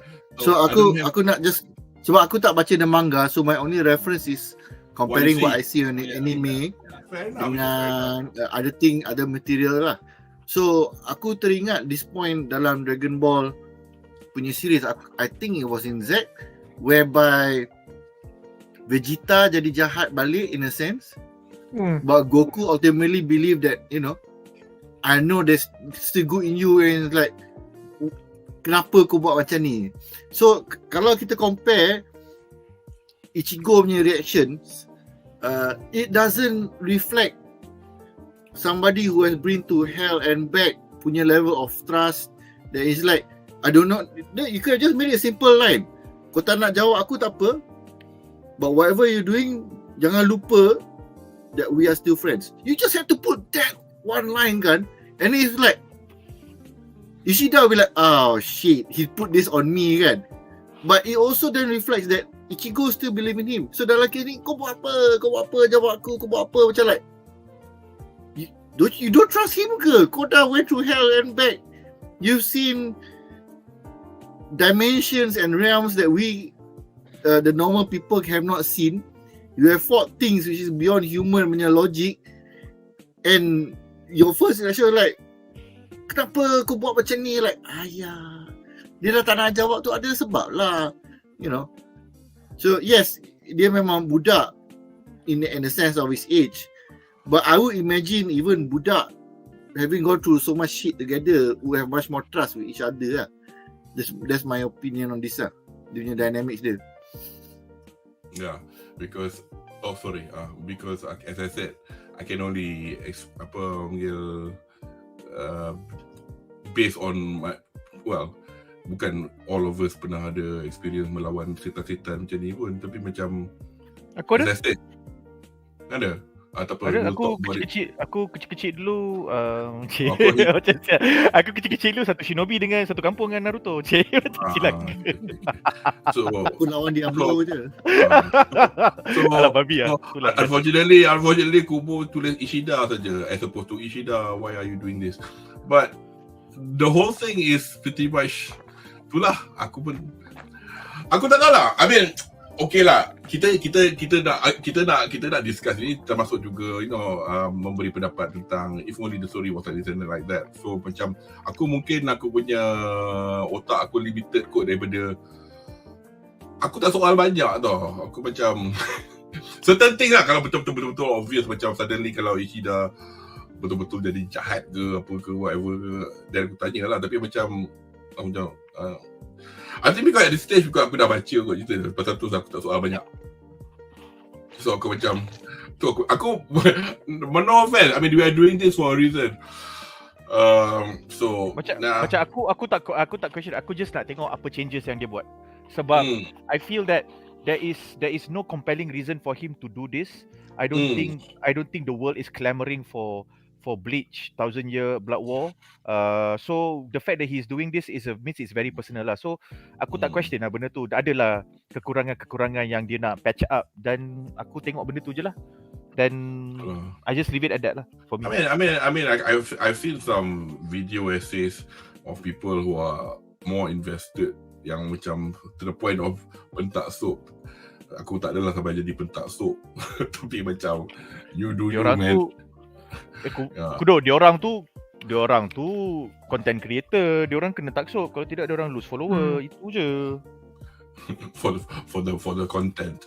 So anyway, so let's see what chat says. I've been tadi flop Bleach. Yep, that's your opinion. Yeah, it's not a perfect show lah. I mean, I agree lah, but what you call it? I think I would say Bleach is a flop to its own promise. So my parting words would be like, buatlah something yang boleh give this much promise for it to flop. So I would rather crumble under my own pressure because I had so much promise than not having a good story in the first place, and it's just a whatever thing. Dan Rambo tanya Bleach ni sampai 4 core ke? Mengikut apa yang diorang cakap, it is 4 cores. So 54 episod potong-potong jadi 54 jilid, you mean? Kepada siapa yang dah baca manga ni, you will notice that quite a lot of chapters have been condensed like crazy. Actually, in my opinion, saya suka pasal masa saya baca dulu, sakit kepala aku, tak macam in fact, masa lawan the kid Grammy, the visionary tu pun macam, where the hell are we going? And to see it done in one episode was best. Oh yeah, we'll talk about this in a bit. Okay, we'll talk about this in a bit. Food Pro kata Oreo acah-acah Sasuke, Ichigo acah-acah Naruto. MN Syafiq, mentang-mentang Seiyu Oreo dengan Sasuke sama. Sama I didn't know that. But there you go. Sasuke! Naruto! I remember that's your favorite. If they scream like this in Bleach kan, okay. Tapi Sasuke! Naruto! Okay. And then I was like, what the hell? wrong anime. Okay, guys, we'll go on to the next 2 episodes at the same time because of the same title.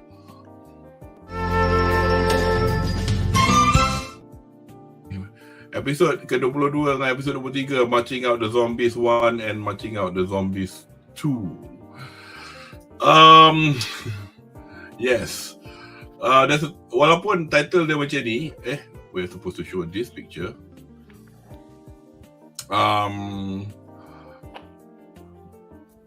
So basically the bits that we have in this episode pun banyak juga. Satu, perjumpaan Ichigo dan rakan-rakan untuk kembali ke Reaksi. So untuk aku part ni macam penat je kau turun, lepas tu kau kena naik balik. It's like what the hell, man. Tapi nak buat macam mana, dah ada tulis cerita macam tu. So tapi in the meantime, because of this, we have exposition lah tentang apa yang dibikin Urahara selama ni. Because in the past past core and this episode kita nampak little teasers of Urahara bercakap dengan karakter-karakter lain yang kita kenal daripada season-season yang lepas. So first things first, benda yang dibawa oleh Yoruichi after a long time is Reishi daripada dunia nyata, from little cracks in the substance of whatever it is, time or whatever. Apabila every time Yurabaha does havoc in Serete. What are your thoughts on this bit where, okay, this is what they are having to bring back from the from kita punya world, and the fact that they've got all these other characters. Like for example, we've got the Visor back in the fold. Anybody want to say something? Yeah, I just want to mention that this is the convenient style of story writing that Kubo is used to. So macam tiba-tiba, here you go, plot device. Tiba-tiba, this is what we needed. And instead of flashback and this kind of thing, they just cakap one guy show up. Oh hey, I did what you asked me to do. Macam like, okay. So dia punya, memang dia is consistent lah dia punya story writing ni. So secara tak langsung, sebab kita dah condition to this, so this is one of those things that, okay lah, aku terima je lah. Kau dah kata macam tu, aku terima je. Just like macam dulu, oh bangkai kita boleh holofy kan. So macam like, what is this nonsense now? You can holofy your bangkai. Macam like, okay, dia punya story, so aku terima je lah. So in the end, well, I guess we in it for the visuals lah. Anybody else? Let me just say it's all CPDs lah, convenient plot devices at play. I mean, it's like it's like everything is conveniently, prepared, laid out. I mean, who knew kan apa those Reishis yang they collect kan is going to be, powering up their cannons, shooting up. If you go back to, the Soul King punya palace, I tak terfikir pun. It feels like something you pull up from your ass, but you know what? It's a plot device. It's supposed to be like this lah. I would have thought kan those Reishis kan, they're going to gather kan, collect kan, and to determine dia punya energy source apa-apa kan. No, now they're just going to use it as fuel lah to power up the submachine lah. So convenient. If you had just one throwaway episode or just one line, macam like the other scientist punya captain, dia punya team kata lalu, what's this? Ni benda baru. Oh, I'm researching this Reishi, tak payah buang masa lah. I can't figure out what to do with it. Then suddenly this guy is like, dia sebenarnya tak pandai macam aku. And then Yoichiro, apa? What's that name? Yoichiro. Yoruichi. Yoroichi. Yorichi brings all of that. Dia like, kenapa kau suruh aku cari benda ni? Siapa penat aku je? And they say, oh, because I'm smarter than that guy. I kind of figured out that I curi some of his research notes, then I realized, oh wait, this one you can make as a fuel. So like, I don't know when I will use it, but I just store it in my mind. Then suddenly like, well, now we need to send somebody up there. Now we have the fuel for it. You see, just a simple throwaway line in an earlier episode, just to menunjukkan that yes, the other captain was very smart in making poisons and whatnot, but even he could not figure out what to do with this stupid reishi that aku dah sebulan dah try to figure out what this thing is, but I cannot figure it out. And this guy pula lebih kurang 2-3 hari je, oh betul juga we could think of it this way. But no, out of nowhere, aku dah suruh dia kutip benda ni kau boleh jadi fuel. Macam like kau shortcut the process tau. When a simple scene, a throwaway scene like that, oh benda ni aku tak tahu apa benda nak buat lah, bermasa aku je research, would have been the perfect setup to show why this guy is a smarter character than the captain.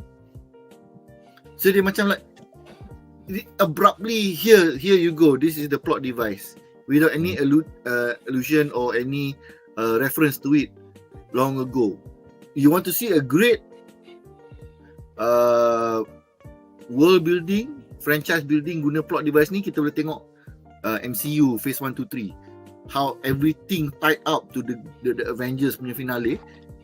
But they show, oh, this one is the Tesseract Cube, this one is so and so, this one is so and so, all the way leading to the penultimate point where everything became the main plot devices to finish that phase 1, 2 and 3. So macam dalam case ni, he missed that part.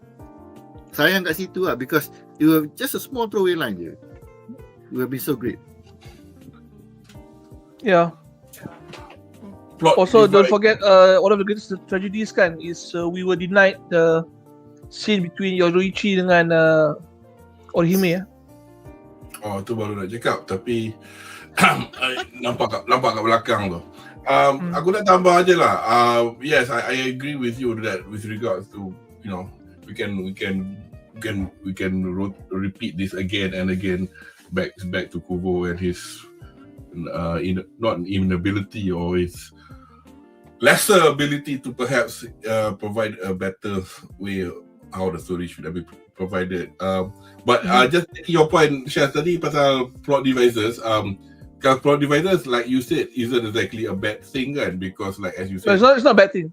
yeah, because you know, plot armor ke plot device, it's not like, well, that's how it is. But unless kau nak cerita every single thing lah, I have no patience for that. Memang.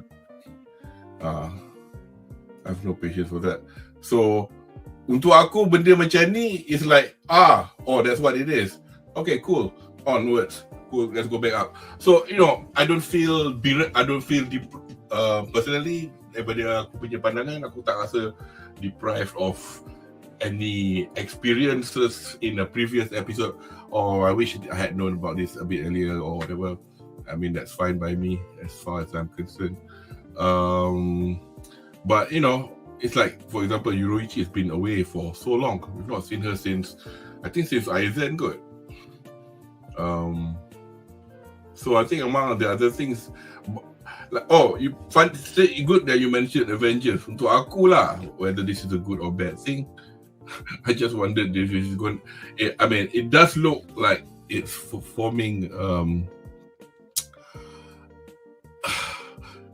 Infinity, Avengers Endgame kind of picture, because they're like taking every single character back, daripada Espada ke Fullbringer lah to Vizard. So it's like the whole gang's back together again to fight this big bad. Do you guys think that's what he's trying to do? I think he's just rushing through it. I think Kubo has like a big story, and then he's conveniently broken them down into parts. So you know, you end with UNTUK, but before UNTUK you had that little short arc, And then before that you have the Grimjaw punya arc kan, that's like aku. And then that before Grimjaw was apa nama ni, Aizen, and then before Aizen was Hue Komodo, and then before Hue Komodo was blah blah blah blah. I think all that is there because bila dia reveal the relationships, bila dia slowly reveal the relationships between say a Shinigami and a Hollow, and then a Shinigami and a Vizier, and then the Shinigami and the Espada, and then all that, when they slowly reveal, and then eventually leading up to launch to the Quincy's, and then slowly showing dynamics, and then revealing Ishin punya backstory, benda-benda tu looked like it was plotted out. It did not feel unnatural. It did not feel like out of place. It did not feel like Dragon Ball Z. Macam Dragon Ball Z, lepas habis lawan Frieza, kalau kau baca at that point in time, the question that is in your mind is that, okay, lepas ni lawan apa pula? Tapi Bleach never gave you that, because immediately after the Aizen punya story habis, there will be a convenient Uruhara akan cakap, ada benda ni, kau boleh tolong tak check? Dia macam pelik sikit, tapi kau tak payah buat apa, kau pergi je check je kat situ. Nanti kau nampak apa yang kau nampak, kau report kat aku balik. So there will be always, the shorter arcs will be full of those kind of things to sort of like act as an interlude and as a connector from the previous big arc to the next big arc. So Bleach ada benda tu, so it leads me to believe that Kubo ada this like overarching plan. Cuma it's how he flashes those things out lah yang aku rasa isn't necessarily bad, because I think all Bleach fans, tak kisahlah yang masih sayang ataupun yang dah makin critical atau ni, yang dah jaded, if you just go back to Hue Komodo going into Aizen, if you just go back to that, you takkan rasa every issue is very suspenseful. Every issue ada stakes, or every issue ada something. It makes you wait for the next one. And then when Uruhara gives his big brain moments, you go like, oh shit, something's gonna be revealed. When Mayuri gives his big brain moments or statements, oh, something big is gonna happen. So you feel that way, meaning the way that Kubo susun benda tu kemas, so that it comes naturally for you, it feels organic enough for you to accept as a shonen manga. Jadi kau tahu yang pada ketika itu things are fine. The moment Aizen punya arc tu habis, that's when things started going down, betul tak? So but during that time juga yang kita start dengar the rumours about him being overworked, him feeling burnt out, him feeling really tired, dia tak dapat cuti, and then banyak editorial pressure, banyak fandom punya pressure, banyak fame punya pressure. So this is why I say Kubo is Kubo, because when he has that time, he will always be able to not be himself, will able to do better in spite of himself. So all the his weaknesses in storytelling only became apparent after the Aizen punya arc. And towards the Aizen punya arc, kau dah start nampak dia dah tak larat dah. Lawan flashback, lawan flashback. But leading up to that, especially during the Hue Komodo punya time, throughout the part when leading up to Ichigo lawan Ulquiorra, the way he revealed things was very nice, very organic. The pacing was quite nice. Meaning kau tahulah, something had to happen between then. He either lost the spark, dia penat dan sebagainya. And then bila he reverted to being his flaw, meaning his least optimal self, he got this lah. We got this. And then the moment we get this, he could not get out of the funk. So it was just him going back to the drawing board. Oh, sekarang ni aku kena buat arc pasal ni Oh, sekarang ni cerita pasal Yuak Oh, sekarang ni cerita pasal storyteller Okay lah, aku buat je lah. Because he had to keep on delivering. So aku rasa that is why that is the Kubo that we remember the most lah. But we remember that the most because we thought we were going to keep on getting, the Kubo from before. So tu yang sedih, that's the sad thing lah. And benda ni dah banyak orang cakap, especially on Twitter, especially on Japanese media, social media. If you go to Reddit, if you go to ni, banyak orang dah cakap benda ni. So it's like I don't want to say he's a victim of his own fame, because he's not the guy that goes and look for fame kind of feel. Aku tak rasa dia mangaka yang macam tu. But it's not inaccurate lah. He is the victim of his own fame, even though it was not of his own undoing. Dia adalah faktor-faktor sekeliling. I mean like and aku rasa mungkin dia pun tahu Takehiko Inoue, dia bukan macam Takehiko Inoue yang kata, kalau aku tak buat minggu ni, aku tak buat lah. Editor kau balah. And editor pun macam, okay fine, aku tak boleh kacau Takehiko. Kalau tidak nanti lagi 4 bulan dia tak bagi cerita. So, you know, maybe during that time dia pun tahu benda ni. And dia kata macam, I'm not going to be like that. I don't know, you know. I mean, it was actually illness. I did make a few, look at a few articles. I mean, according to, it was an illness. And you would have thought when they stopped the anime after the Fullbring punya arc tu, was to give him time to write everything, but it was his own decision to finish it as quickly as possible, which is why I think it's unfortunate. Pasal tengoklah apa yang dah jadi. Nak kata dia buat pendek tak juga, dia buat banyak. Dia buat daripada 55 ke 24 kan. Betul. Tu punya haram je banyak.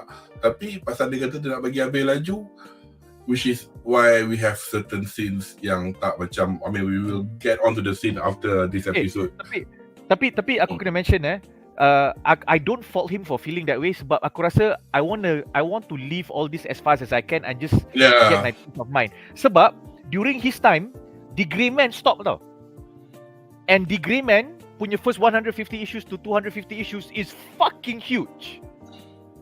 The Grey Man was huge AF. Katakanlah the mangaka did not fall sick and she was fine, or she got support, or she did not break down ke apa benda ke, it could have been the big 3. She would have even made the big 4. That was how good the Grey Man was from the first 150 to 250 issues was. About 100 to 150. But she fell sick. And then I think she just got really, really overwhelmed. So when Kubo took a break, it was during that time. When all this was happening, it was during the time where, alah, The Grey Man next issue ni bila? The Grey Man ni nak sambung ke tak nak? And then people started to become jaded and you know, lost interest in it. And then cari pelukis lain tapi mangaka sama tulis story, but it was not the same. And then everyone around the project was demotivated. So I strongly believe that was the case, because I refuse to accept that the guy that gave us the Hueko Mondo into Aizen punya arc gave us the same thing, because they are still ada banyak benda yang sama. Tapi macam ni execution lah. That's how I feel about it. Yeah, and the fact that also why he's doing this now with the studio, this is like way years later. So whether or not Kubo is now healthier, has a different mindset, that might be it lah. Actually, we're going on to this, not next episode. We're going on to this next topic, which is okay, at this point in time in this episode, there's too many fights. It's kind of pointless in my opinion, unless kalau korang nak point out as a particular fight in this episode, by all means go ahead. There'll be like Ichigo versus the Bambis. There'll be that love Senrita, the bald guy with the beard and the nappy, and obviously Giselle Joel here, Senrita Z or the zombie. Macam-macam lah pasal dia ni, daripada lipas ke, adakah dia perempuan ke, adakah dia sadis. The floor is yours. Anybody wants to start? I think one of the fans, kita punya penonton, dia pun mention perasaan terkejut dia that this is a guy, which I think caught pure anime viewers by surprise. Because one the lieutenant ke yang cakap kau sebenarnya lelaki kan, aku boleh bau kau. And at first I thought macam like is this an insult ke apa ke? Then the other Aranka zombie tu macam like, oh I want to fight you because I know you're like me. Macam like, yeah, that pretty much confirms it lah. Two guys, you know, sensing this is a guy, so like but I think dia punya ability is how to put it sebab aku tak ada fikiran macam tu tau, dia ada sadism punya mindset. So to see dia jenis yang orang boleh belasah orang, reanimate them and then belasah kind of thing, it's a bit disturbing lah. It is. But, I agree. Yeah, it is. But it's like, you know, I guess maybe that's why I'm not a necromancer class punya player dalam RPG. It just feels very like very very odd to bring people back from the dead. And this one is not zombie tau. If she starts the process earlier, she ends up retaining a lot of their memories and abilities, which is like ini zombification ke, ini dark resurrection ke, apa ni, gila sia. Tapi aku kesian kat Bambi lah. As much as macam mula-mula dia keluar dalam season 1, people were dalam core 1, people like, oh this is a big evil looking stern reader, blah blah blah. Tengok tak dan 1 episod 2 episod dah nerf lah, dah jadi zombie. Tapi the way that she gets treated, Bambi was a waste. It was because it was one of two scenarios. Either she would have been the strongest of the group, and her failing to win would have broken their team, and they're like, okay lah, we're done here, we're leaving this faction. Or she is the loudmouth who is actually the weakest. But as we've seen from the other fights, tak ada lah pun, she's neither the strongest nor the weakest, because that would have been a better, you always send the weakest loudmouth to fight dulu. Then baru the stronger guys come in when the fighting gets more serious. But she was the strongest and just wasted like that. So like and then died bila kalah dijadikan zombie, macam why waste such a strong power point macam ni? Dia kena belasahkan siapa? Dia kena belasah dengan shit, I can't remember who it was. Was it Ichigo? No, what wasn't it before she, who was it lah? Tak ingat. No, because the way that she became a zombie is because unlike the dia kalah dengan Mr. Dog. Mr. Dog? You cannot destroy something which has no matter.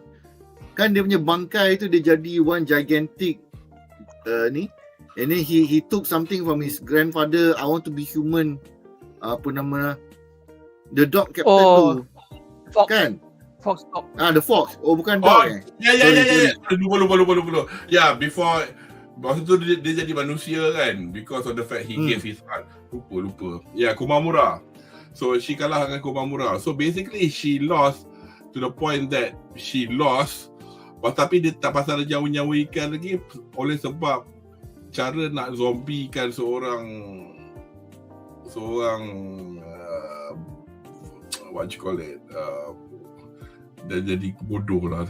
Kalau nak zombiekan siapa, Shinigami senang, expose them to her blood. But unlike the Shinigami, the Quincy, that's it. to make a Quincy a zombie, you need to kill the person first. So she had to kill.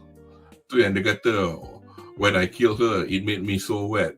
That was the most, as much as I'm a degenerate, I find that sentence very, what the fuck, man. So that's another thing. I mean, the way that she treated Bambi even after death as a zombie was very bad. Dia macam tadi gambar dia peluk-peluk kan. At the same time, kalau dia macam orang tak stable emosi lah, macam dia tengah makan, apa you buat ni, tu dia, kau diam dia dah, dia terhantar kepala dekat batu tau. Lepas tu dah tengok dah nak mampus, sorry sayang you. Kau nak duduk orang macam tu tak? Tak nak aku. That's an interesting point that you raised up, which I forgot. Banyak karakter team Yahweh ni, dia orang ni how do you put it simply, pelik. They have such tremendous powers, but immaturity in the terms of how to use their abilities. They cannot gauge dia orang punya strength against dia orang punya serete punya opponents. So macam like, why did he grant all these powers to them? Is it just because of descendancy ke? Tahu lah. Tada! Charlotte. Oh. Bleach dah woke dah lama lah. Super power Hadoken tu was the best. Tembak tu hilang karakter Bambi lah. Done. Bye bye. Tapi aku tak ingat masa hukum benda dia got dispatched by whom. Anybody remember? Who dispatched? Tak ingat. He's that small a character. Kan? Oh, ni dia kot. Ya. Mana ramai ke yang bunuh dia? Because Tak, dia yang launch Bambi into infinity. tak, is it him? Tak, so dia lawan. Ni. Tak, Hiamaru. Siapa nama ni? ni? Siapa nama ni? Hisugaya yang bunuh dia. Hisugaya. Hisugaya bunuh dia. Kan Hisugaya jadi zombie balik. Dia jadi zombie. Tapi kan, And then he was like, ha, pergi. And then Mayuri cakap, woi, jangan. Lepas tu macam, pak, kena slash baik, man. Tapi I have to salute the people who did the English subs. Because it's not a matter of just translating the Japanese, but to have the conversation in the context of the characters, like nobody uses words like fugly if you were, I say, that way inclined or whatever. So that was fucking funny lah.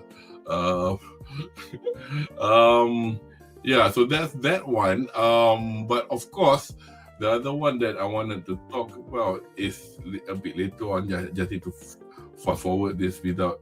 Aku kalau tunjuk still photograph, dia tak kisah, dia tak apa panggil. But ni lah. But ni lah, macam ni lah. Kalau still tak apa. Not just the the rank and file. One of the biggest shock was this bastard. The captain. Even though Mayuri pun muka, holy crap. Yang ni I can figure out lah masa bila dia buat, tapi it's like I was like when he got dispatched with Matsumoto by Basby and all that, macam tak ada orang ambil dia orang ke? Macam like the two guys, yang Grammy bunuh masa even the two captains which were being healed, and then masa Yashiro dengan Unohana's assistant, which I can't really remember what her name was, and he infiltrated into the hospital and killed them both, and they were made into zombies as well. It's like tapi part ni I don't think they showed it in the manga with regard to how he got to become one, but it was actually a shock lah. They had to figure out bila masa dia nak buat lah jadi zombie. But thoughts on the zombification of the Shinigamis plus Mayuri's usual, I've got a solution for everything. Anyone? I mean, one of the solutions that he had was the Fraction, and the other one is you're going to tell me what the blood thing and whatnot. Jamal termute ke apa? Atau? Okay.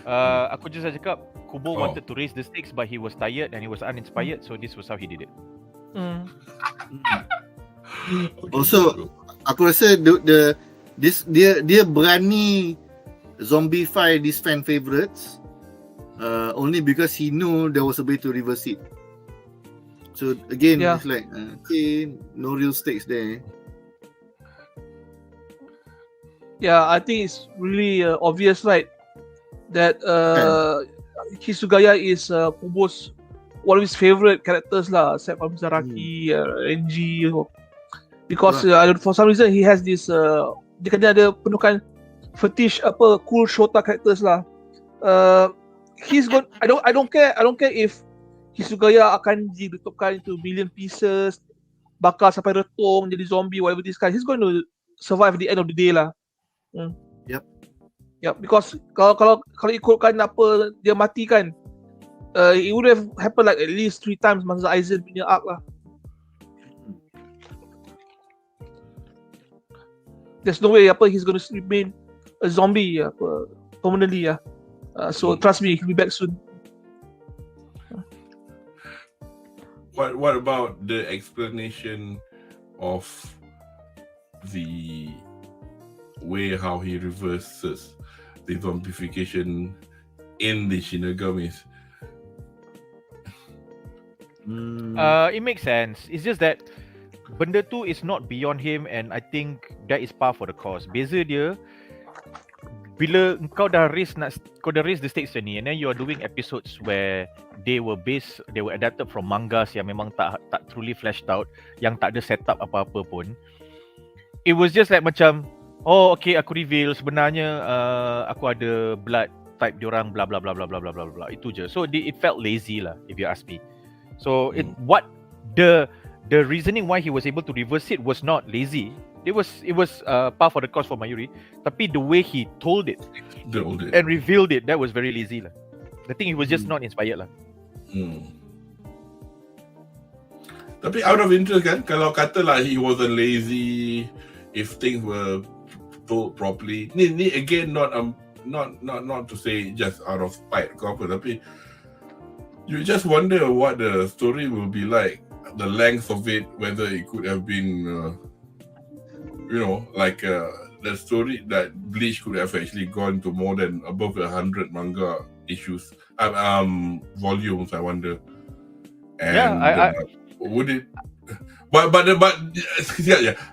out of interest also, would there be, kan nak kata it's not good to be different in character, but prior, like you guys were saying, up to the level of the Aizen arc, do you think the storytelling up to that point was good?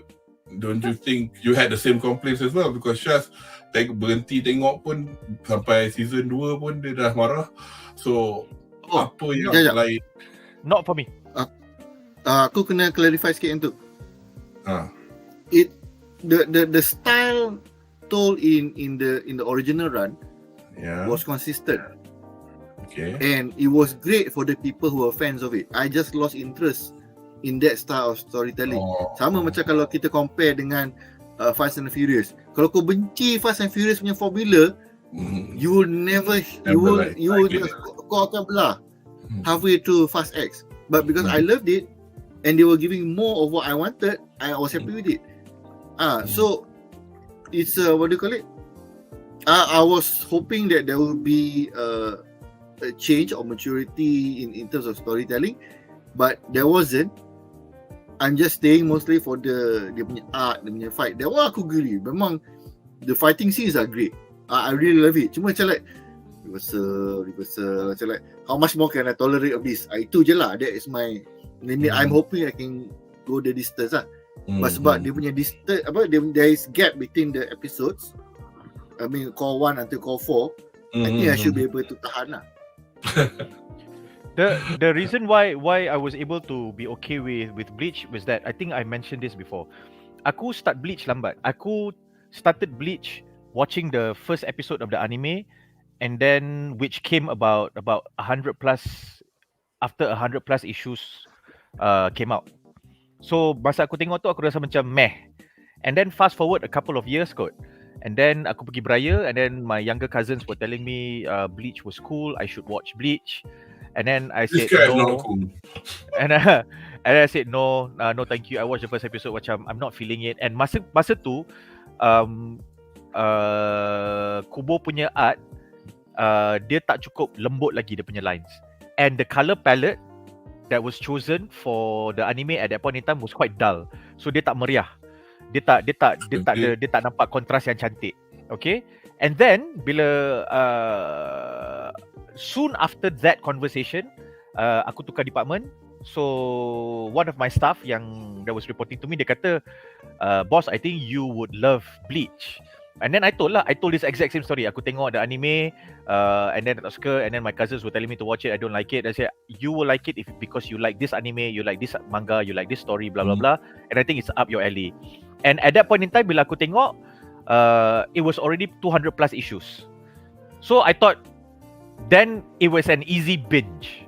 So bila aku baca balik, bila aku binge, then I did not suffer from the whole minggu ni boring, dia macam ni. I did not have to live with an issue. You can read as fast or as slow as you want. Yes, exactly. So when I read through that, I did not get the impression that Bleach was whatever it is now, or however it was when it ended.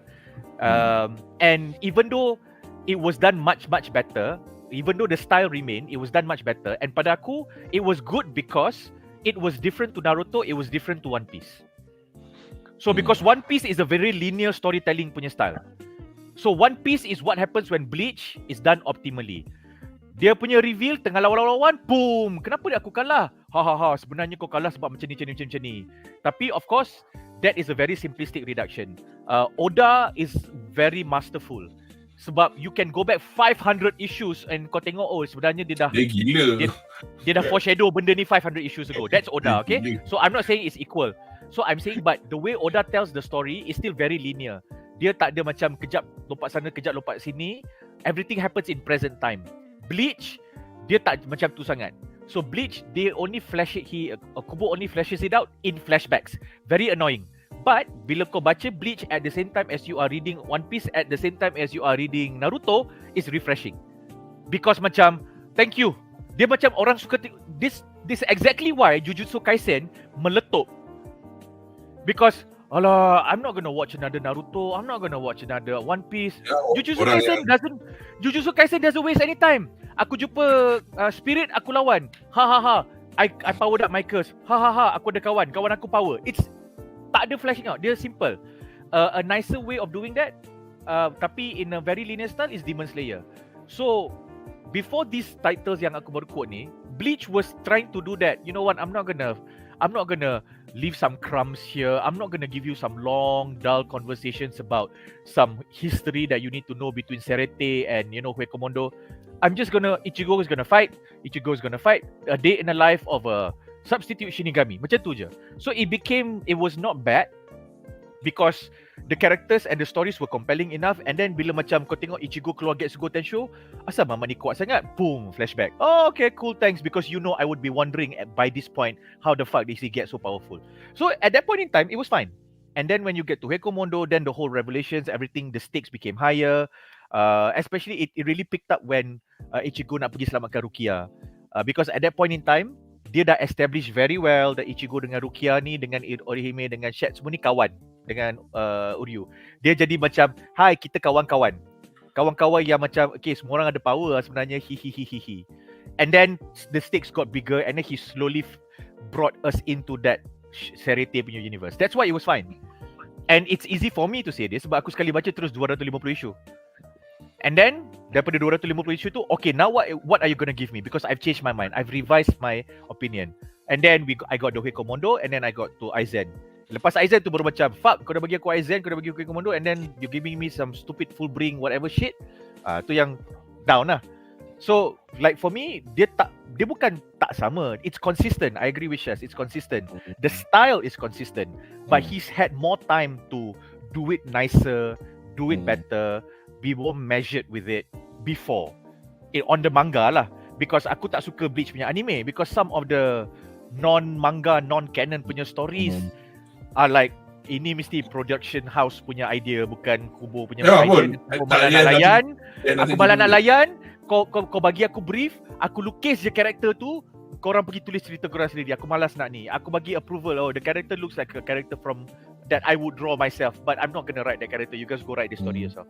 So aku tak nak komen lah kat situ. I mean, what I'm gonna add is also this one I do not know as a fact or not. Do you think Kubo way of writing, because I think I got a feeling despite not having read my One Piece manga yet, that Oda likely he had known the ending of the story when kalau kan, walaupun probably not at the inception but probably early on dia tahu dah for him to allow to be able to do this, page 16 dia masuk jamban berak sebelah tu ada nampak tu, you'll see that 7 years later. But do you think from the way I think I might know what the answer is, the way that he writes is, one, dia dah got everything figured out, tapi it's just that his presentation is such that you do not know whether he knows what the ending of the story is. Anyone knows or not? Including chat tahu? Aku rasa even if he did, when he fell sick, everything went to shit. That's what I think. Itulah. Sedih. Anybody else? Sedih.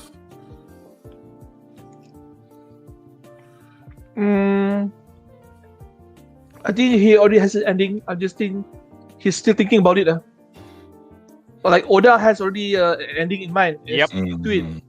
But him apa is up in the air. Yeah, dia macam I know how I want it to end, but I don't know like the specifics of it. I think Oda is like 10 steps ahead in that sense lah. Yeah. Sebab people are already quoting panels from the first 50 issues that are relevant now. Yeah. And One Piece is like 1,100 issues. Gila weh. Itu berapa 20 years, 20 years. So like for Oda to like foresee it, like macam I want dia macam okay, aku tulis cerita ni, aku nak opening dia macam ni, tapi sebenarnya masa Roger cakap macam ni, masa Dini cakap macam ni, this is the implication.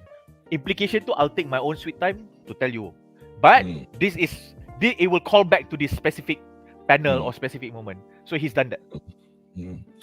Okay, before we go on to the next chapter, we'll just have a look what chat's got to say.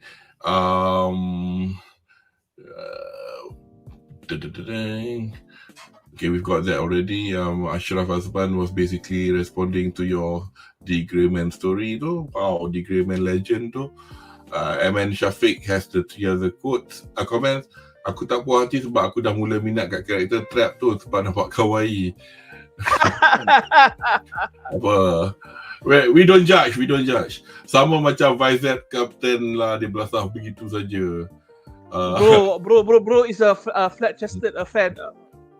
Andri karakter yang ada semua apa dia? Andri karakter yang ada semua benda lah, Faith Kubo.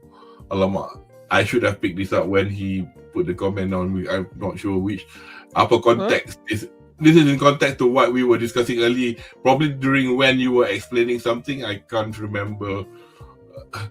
Sorry, Shafiq, but thanks for your comments. Okay, so basically at the end of episode 23,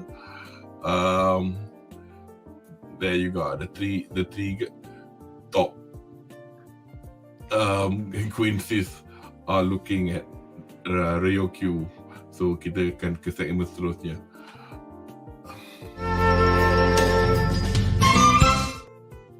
Okay, ini episode 24, Too Early to Win, Too Late to Know. Well, this is the one that started off with anime only scene. Much to the delight quite a lot of people who've read it because they weren't expecting to see this at all. In my opinion, I welcomed it because for me, it does explain a few things clearly.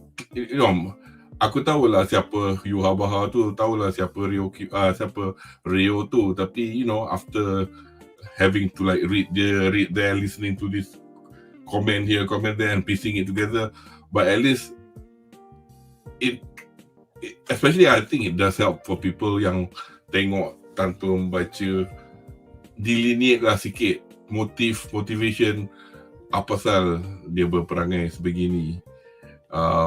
Yeah, there we go. Anybody else got any comments on this anime only bit? I appreciated it. Like this is a good example as to why he needed to do the anime. Yeah. Yeah, I mentioned I appreciate this scene, right? Because it explains a lot of things kind of on the motivations of why this shit is happening right now. Yeah, it justifies. Yeah, because aku. Sorry, go ahead. Yeah, what basically wants to know kan, why do you Soul King kan created life and death tau? Apa created so much misery? It's a fair question, and he didn't get a fair answer back. So there's discontent, and then okay, I understand maybe it's not overreacting, but at least we understand the motivation.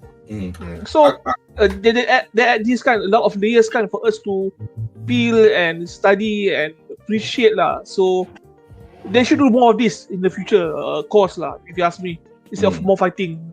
Yeah, personally I agree with you because aku suka benda macam ni.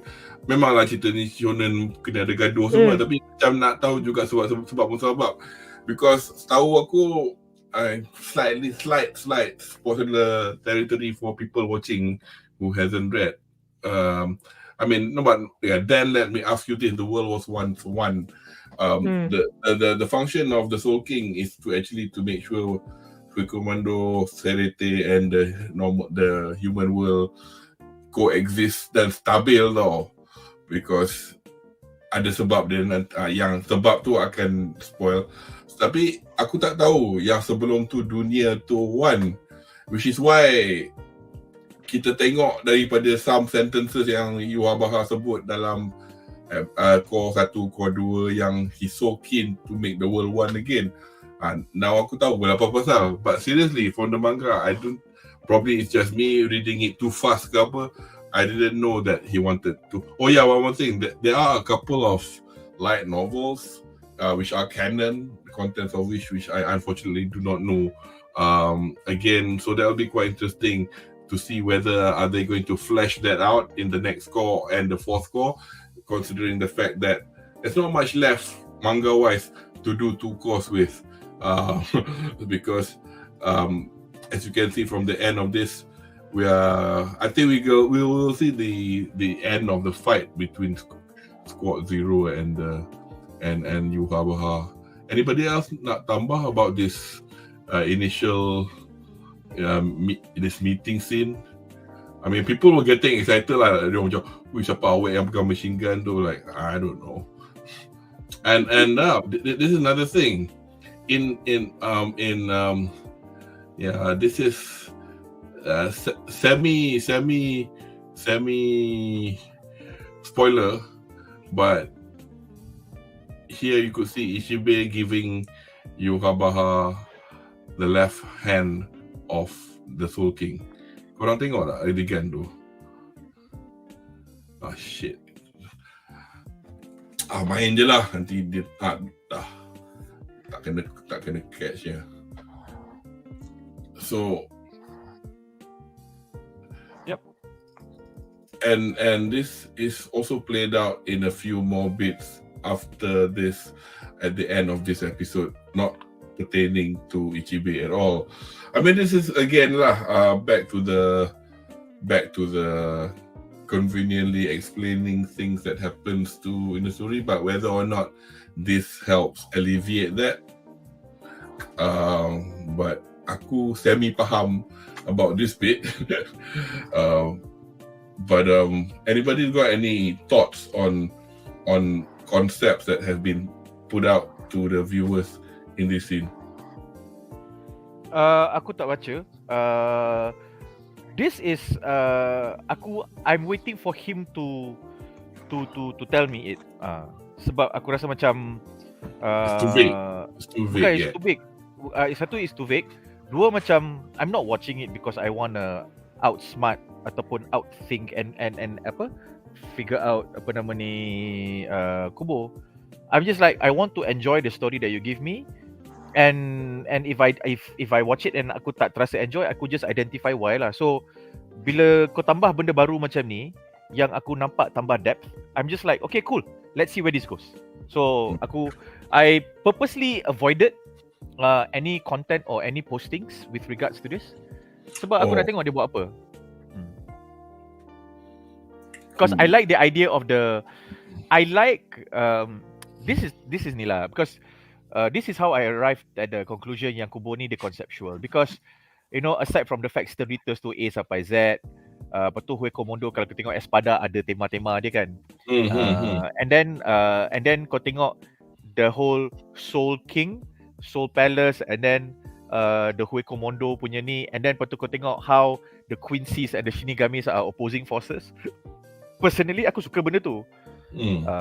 So aku rasa macam I would like to see how is he going to flesh that out, because like kalau aku nak overthink benda ni, it's like kalau aku nak intellectualize benda ni, Shinigami kau ambil Asian East Asian punya budaya, and then kau tengok Stern Ritter punya Stern Ritter dengan Hue Commando punya ni are all Western punya. Western, yeah. So you know that he has that, he sees those kind of stuff. So I love the fact that. But I just wonder as well whether or not dia buat tu dengan sengaja with some intellectual reasoning behind it, or whether it's just coincidence. Because funny you mentioned that. Aku semalam tengok kat Twitter somebody bawa keluar this reference from Pennsylvania University. You know, when you can read people's thesis or master thesis. And it was about how in Bleach I'm probably going off in a tangent here totally with regards to the title, tapi dia kata Kubo sebenarnya membuat komen tentang masyarakat Jepun yang mendapat terlalu banyak pengaruh dari barat, dan ini ditunjuk melalui cara dia characterize hollows. I might be wrong off here, so if anybody wants to read, put it down in the comments below what the link is, not in the description below. So but what it is, whether or not orang yang buat essay tu memandai elaborate, agaknya cerita dia macam ni, sedangkan aku bubuh Spanish name, sedap sial nama tu. Tu, I think it's a bit of both lah. Dia boleh je bubuh Spanish name, tapi dia tak boleh lah main sebarang main pilih je kan. So tak adalah, tapi he probably just let's choose a country. Yeah, exactly.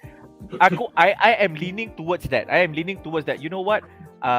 From a design perspective, styling perspective, kalau kita ambil nama-nama daripada Latin ni, dia macam cool sikit, nak sebut pun macam berbelit lidah kan. So I just think is that. And then for the Quincy's, dia ambil German because nampaklah the whole strict, orderly, rigid punya tu. Yeah. So that's it. Because there are elements in the design of the junior Quincy soldat which are similar to the junior members of the Nazi party. If you've seen pictures from history where they wear the cap dengan flags, dengan sash, and then all the German words used in, obviously they are not made up. They are real German word like Schutzstaffel means. Yep. You know, it's not. It doesn't mean like kandang babi. Yeah. Tapi us saying this, kita pun kena ambil kira juga orang Jepun ni diorang memang suka pakai benda-benda orang putih ni. So chief pesalah utama adalah siapa nama kreator Jojo Adventure? Oh tu. Itu memang villain guilty villain number one. Nama karakter Rio Speedwagon. Aduh bro. Aku ada buat agak cover line lah sikit bro. Aku buat meme ni masa tu first episode first season lagi. Wham! The cast. Wham. Bro, you forgot one thing. The best. ACDC. Apa nak cakap? The third one ACDC, tapi Asia ESIDI. Tapi pak cik tua tu Tom Petty. Oh my god, Tom Petty. Tu Tom Petty and the Heartbreakers, nama orang dia buat. Tapi I take it in good fun lah. Araki because diorang memang dia memang benda tu bukan dia pandering. Bukan dia nak dia suka. Dia suka. Dia macam kita orang yang macam aku sukalah pakai sombrero ni, Mexican ni, tu je. Dia bukan dia nak cultural appropriation. Dia tak ada masa nak cultural appropriation. Dia just macam benda ni cool, aku nak pakai. Dah habis cerita. Orang yang cultural appropriation tu, benda ni tak ada kena-mengena dengan identity aku per se.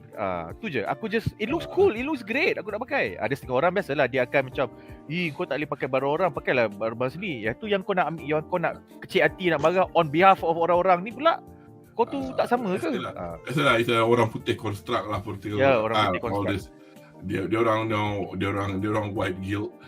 Tak pasal, tak ada guna dengan dia pun. Dia tak pernah invade Jepun pun. Jepun tembak dia. Anyway, okay, I wanted to show this bit. So we're going to go, and obviously this is them arriving at the first stages of fighting against Ryokyu. So this bit, kepada yang dah baca,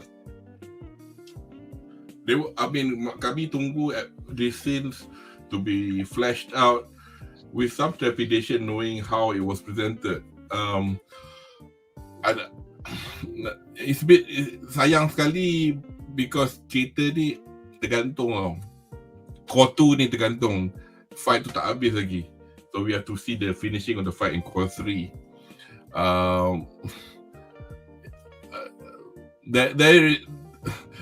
There is a reason lah. Kita orang macam, siapa yang dah baca macam, macam ni ya?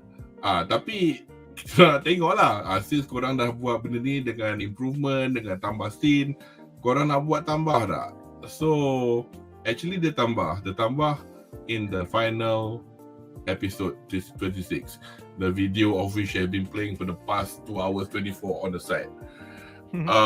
But whether or not that improved matters, I personally tak sure, but probably the best I can go is sedap lah hati tengok, terror juga kau. So whether or not they're going to do a 360, not 360, and a 180 and change the whole the story to such a point to make things better, itu aku tak tahu, Allahu alam. Tapi whatever it is, this is one of those things that I think aku pun dah nampak sejak yang Syaz punya description of reversal lagi. This is well illustrated in this episode and the final episode.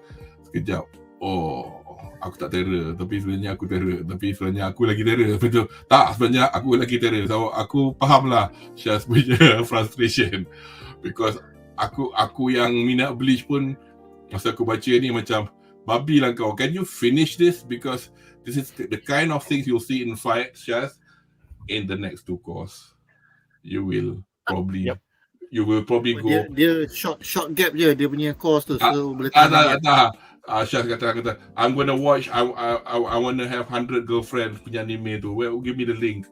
I bet you will want to watch that. Andri will give it to you. Anyway, so tapi serious, I'm not just saying dia menyedihkan hati kau, tak, betul. This one aku agree, because again, macam dulu aku tak dapat sangat because dia tak buat macam ni. So again, nak bagi sedapkan hati sekali lagi, kata mungkin kubur sakit sangat ke, kubur buat laju sangat ke, apa hal cerita kau macam ni. Tapi it gets frustrating tau, because the squad 0 is supposed to, these 5 people have more kuasa daripada the entire society punya Shinigami tau. So which would explain why her bangkai is like that. Itu baru bangkai.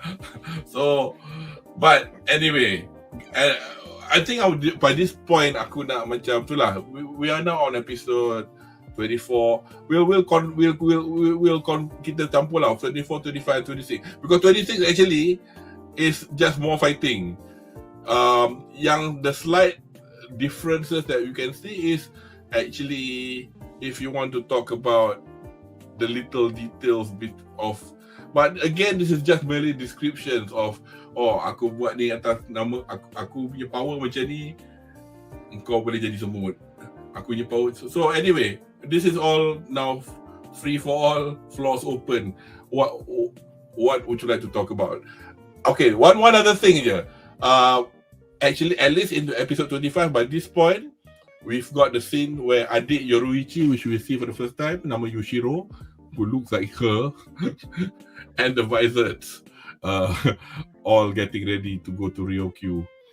And and one particular scene that is a result between Yohabaha lawan dengan Ichibe yang menyebabkan, anyway, where shall we start? You want to talk about the fight, or you want to talk about what Yohabaha did after fighting Ichibe?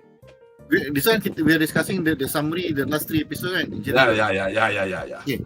So correct me if I'm wrong, sebab aku tak fully ingat the rest of the fights in the first season. I mean the first original Bleach punya run. Seingat aku, most of the powers that we have seen up to that point before 1000 Year Blood War was destructive powers and senses manipulating powers macam Aizen. There has never been any reality bending powers kan before that, am I right? Tak. Tak ada kan? Tak. konsep Aizen tak ada ke yang dia punya dia manipulate engkau. Yeah. But Your senses. sensors? your Okay, fair enough. senses. Fair enough. I So- see. Yeah. So as much as I may dislike the approach taken in this progression of power, I actually appreciate the fact that it's very consistent with his storytelling. Because if you have already destructive style powers, macam Senbon Sakura is destructive, a lot of the Ichigo punya powers destructive, semua damage based punya abilities. Then you move to Aizen, which is rare and few, whereby you manipulate senses, and then you have like different ability macam the current number one punya captain yang dia guna apa, aku pilih color this color, that color, this color. So secara tak langsung dia dah tunjuk that there is more powers out there that is not based on just sheer damage potential. Yeah. Kan? So Yalah, it was a natural progression in his own Bankai punya power punya concept. So if you go further on this scale, it makes a lot of sense for you to have reality altering Bankai powers macam Squad Zero ni lah. The four of them tu kat bawah tu, they combine powers because that's how much power they needed to unleash this Bankai, sebab kalau tidak tak cukup, whereby they can completely seal people inside dia punya powers and all that. Tu aku pun tak boleh nak bayangkan how would you break free from this Bankai unless the Bankai has a power draining punya requirement, therefore they have to release them sooner or later, or dia punya there is a time limit lah, whereby after the time has been reached, or dia punya what do you call it, the society punya higher level ni dah deemed to be safe, they'll be dispersed to whatever location. And the ultimate form, which is Abang Sami janggut besar ni, is that he can rewrite reality of what you are. So when I saw it, I was like, this is some crazy nonsense tau, because we were shown this first, this Bankai ability, then the guy we can just tukar, kau ni no longer Yahwa, kau ni Yahwa, and then it actually changes that guy punya reality. So you bayangkan if that was something like the Matrix, you as a person, and then your administrator kata, sekarang kau ni kaya, tiba-tiba kau jadi kaya tau. So this is a really it represents how much creativity Kubo has tau. Aku terasa dia punya I wish Kubo was not pressured to do the work at the rate he did. If he was given the support and time macam Oda, wow, you could have you can just imagine lah how much of a good storytelling we could have had in Bleach, and it could still be running today side by side dengan One Piece. So yeah, it is the ultimate display of his creativity. I'm very happy for it. Cuma aku tak sure how he's going to top this kalau the actual Soul King comes out. Yeah. Anybody else? All good. I'm just saying, like earlier in this segment kan, it's very OP tau.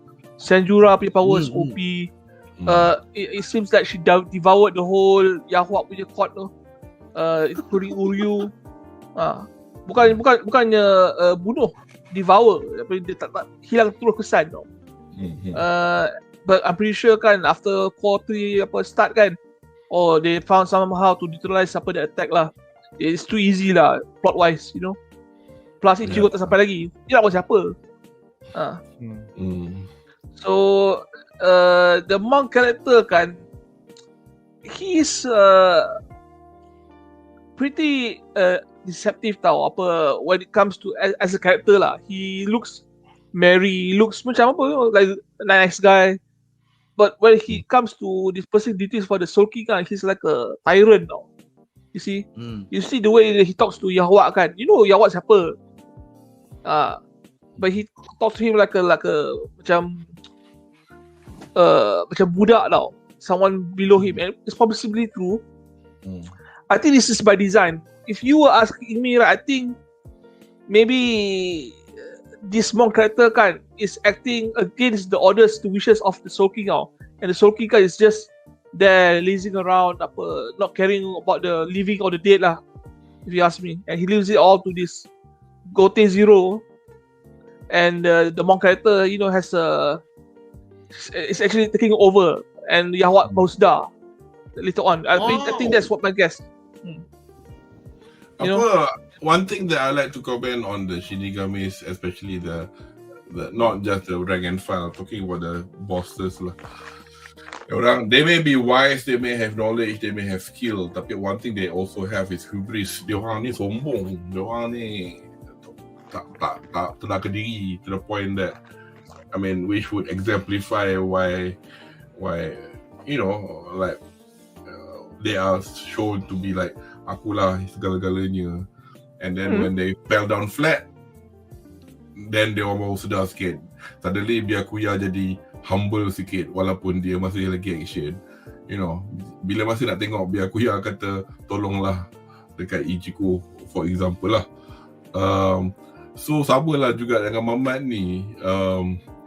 I think kalau bapak borek anak rintik is the best way to describe it.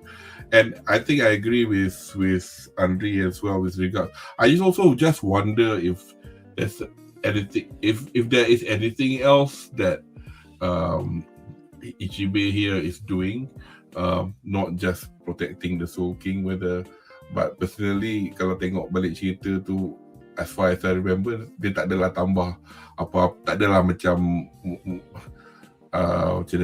motif yang tersorok ke apa, tapi dia macam tak tahulah, dia macam action gila lah. Dia peduli apa kau Quincy ke apa, as you can see, as you can just eloquently describe just now about the meeting between those two, right? So sometimes you feel like as much dia ni orang baik, tapi macam kau tak suka dia sangat. I don't know whether this kind of feeling korang rasa tak about these guys. It's a bit frustrating sometimes. I wonder what dia as far as they're concerned, dia kata kita orang nak tolong korang, tapi kita orang terror, kita orang tahu semua. Korang diam. Yeah, but here's the thing tau. He's supposed to be a monk character, someone who's actually achieved enlightenment. Okay. He looks like a monk. He might not be a monk. Well, he has those beads, he has those clothes, he even has the upper weird haircut.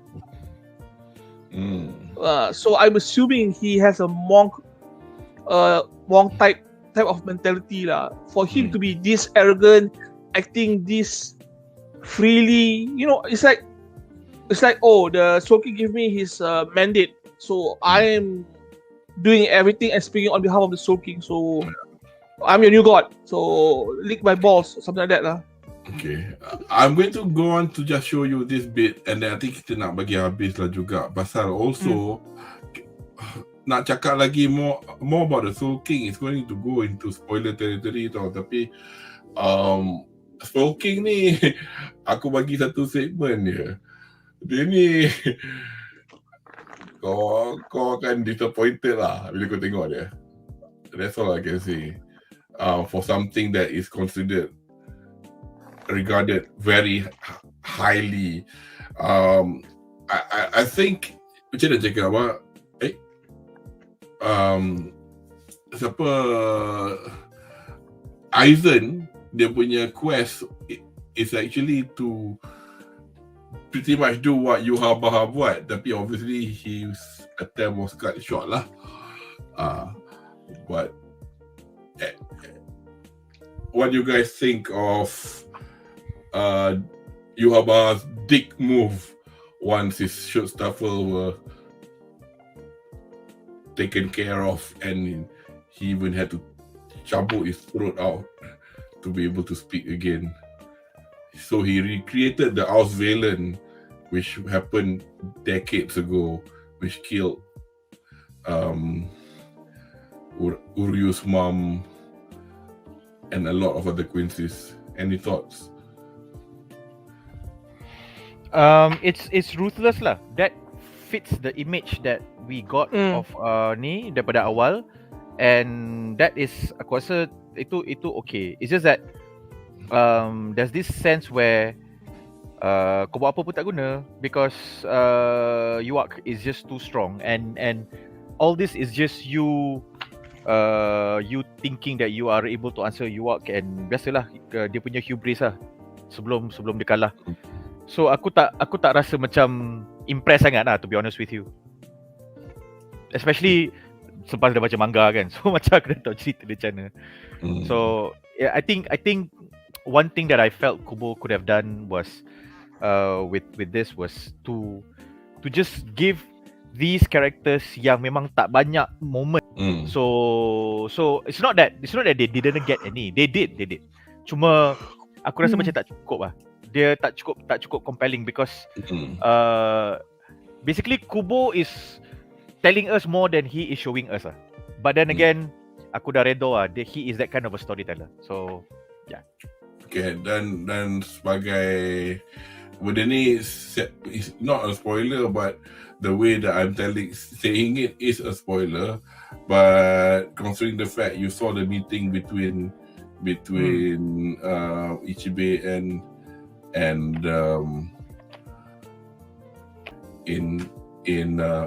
explained in the next COUR, and is relevant to what the Soul King is. It adds layers lah to the Soul King's story and lore, I guess. But whether or not this is again, taking the points you guys have mentioned, especially Yama mentioning about whether or not, okay, adakah ini something, okay, I'll just put this out there because I can put it out there, or whether or not he's thought about this a long time ago. But then again, Ukitake was ill from season 1. Tapi then again, he could have had COVID. I don't know. So, but this is something quite. So this is related to quite a few characters. I shall not say who they are in the story, and it will be the source of amazement and feeling of furious anger. When you want to watch and read the next subsequent episodes. I think if I got it here. I'll be angry if I found out the Soul King kan is actually Zeno from Dragon Ball Super tau. Oh, yang aku yang tak baca Dragon Ball aku tahu what Zeno looks like. Dia macam binatang kecil kan. The one who can destroy universe with a snap on finger. Yeah. Not quite, but not too far away. Okay. Anyway. Itu okay lagi. Nanti when you come to the point when Ichigo wins. Well, we wish he will win. Kan? No, it's not when he wins. It's like how he wins. It's how he wins. Nanti kau tengok. Hold on. Are you telling me Bleach ends with Ichigo becoming the Soul King? Not quite. No. Well, he has been everything. tapi bila kau tengok cara dia menang tu macam okay, alright. Tapi kan Jamal, okay, I know this is okay, kita tak nak lah spoiler territory, tapi macam kita dah baca semua. Tapi kan aku tak tahu whether or not this tambahan stuff that we've been getting so far and the possibility of more tambahan in the next COUR, whether or not they're going to change the ending a bit at all. Okay, if they do, I applaud them. If they do successfully, not in a shit way. Even if they do, and even if it sucks, I applaud them. Because it means that they acknowledge the original shit. Original ending was like what? Huh? Okay, so they decided let's try to do something about it. So whether they succeeded in doing something about it, itu tak apalah, nak buat genre kan. But the fact that they recognize something was not right and they wanted to change it, itu aku applaud. Yes. Then for me it justifies doing all these COURs even though we don't really need it, because if it helps Kubo sleep better at night and then just accept his legacy as it is, I'm all for it. Yeah, learn from Evangelion. Yeah. Why do you have to go and petik NGE lah? Andre, Omel why? itu. Abi lah. Omel itu. Why, bro? Now marah. Bro. Now I marah. Best mecha ever. Anyway. Yeah. Like hands down, nobody comes close. The best mecha anime ever. Are you Probably kidding me? Marah, Marah, Syaz. No, bukan Syaz. Let me finish. Calling Let me finish. From an artistic direction standpoint, not the story. Story tak. Story banyak lagi anime, mecha anime yang tapau lah. Yang tapau 18 kali. 18 kali. I will die on this tree. But in terms of art direction, dengan design, the best mecha anime. Okay, I'll give you that. I can actually take that because if you're telling me that this Evangelion kan, I actually love Evangelion. It's better than you say Evangelion. Evangelion. Sorry, aku Evangelion. Evangelion. My ass. Bodoh lah. No, you were saying it's what you were saying? If you're saying apa? If you're saying Evangelion kan eclipse everything else including Macross kan, I'm going to be like upset tau. Cause Macross kan, despite how old and shitty it looks compared to now, right? It bores us the love for mecha anime in first place tau. Something that Evangelion didn't did. Yep. Correct. Basically, kalau kau suka Evangelion, is because kau dah tengok Macross atau Robotech, depending on ni. Kau dah tengok Gundam, and Evangelion elevated your taste for mecha. Not the story, but just elevated your taste for mecha. Itu je. But because we watched the Robotechs and the Macross and the Gundams first, or some of you watched Gundam first, we wouldn't have felt this way when we watched Evangelion if we hadn't watched Robotech first. Itu je. Itu betul. Yeah. There is no way you can win that debate. Evangelion punya longevity is due to its cultish fandom. Okay, it's not because of excellent storytelling, brilliant characters. The idea of it, yes, but gempak. But you know that 26 episodes was not enough, and the OVAs after that, and the repeated OVAs after that, the read semua tak. So sorry. Have you watched it? Yeah, that's right. Yeah. So cannot. As a just that's why I say art direction saja. Okay. Okay. Sorry, cut you off. You mentioned Gundam just now, right? I am still going through watching Yamato, that Starship Battle Yamato. I wanted to start on Gundam, but I don't know where to start lah. Seriously, there's a lot of things from 90s until now. I don't know where to start. Any recommendations? Syaz, kau dah kena seru. Oh, aku tengah fikir jap.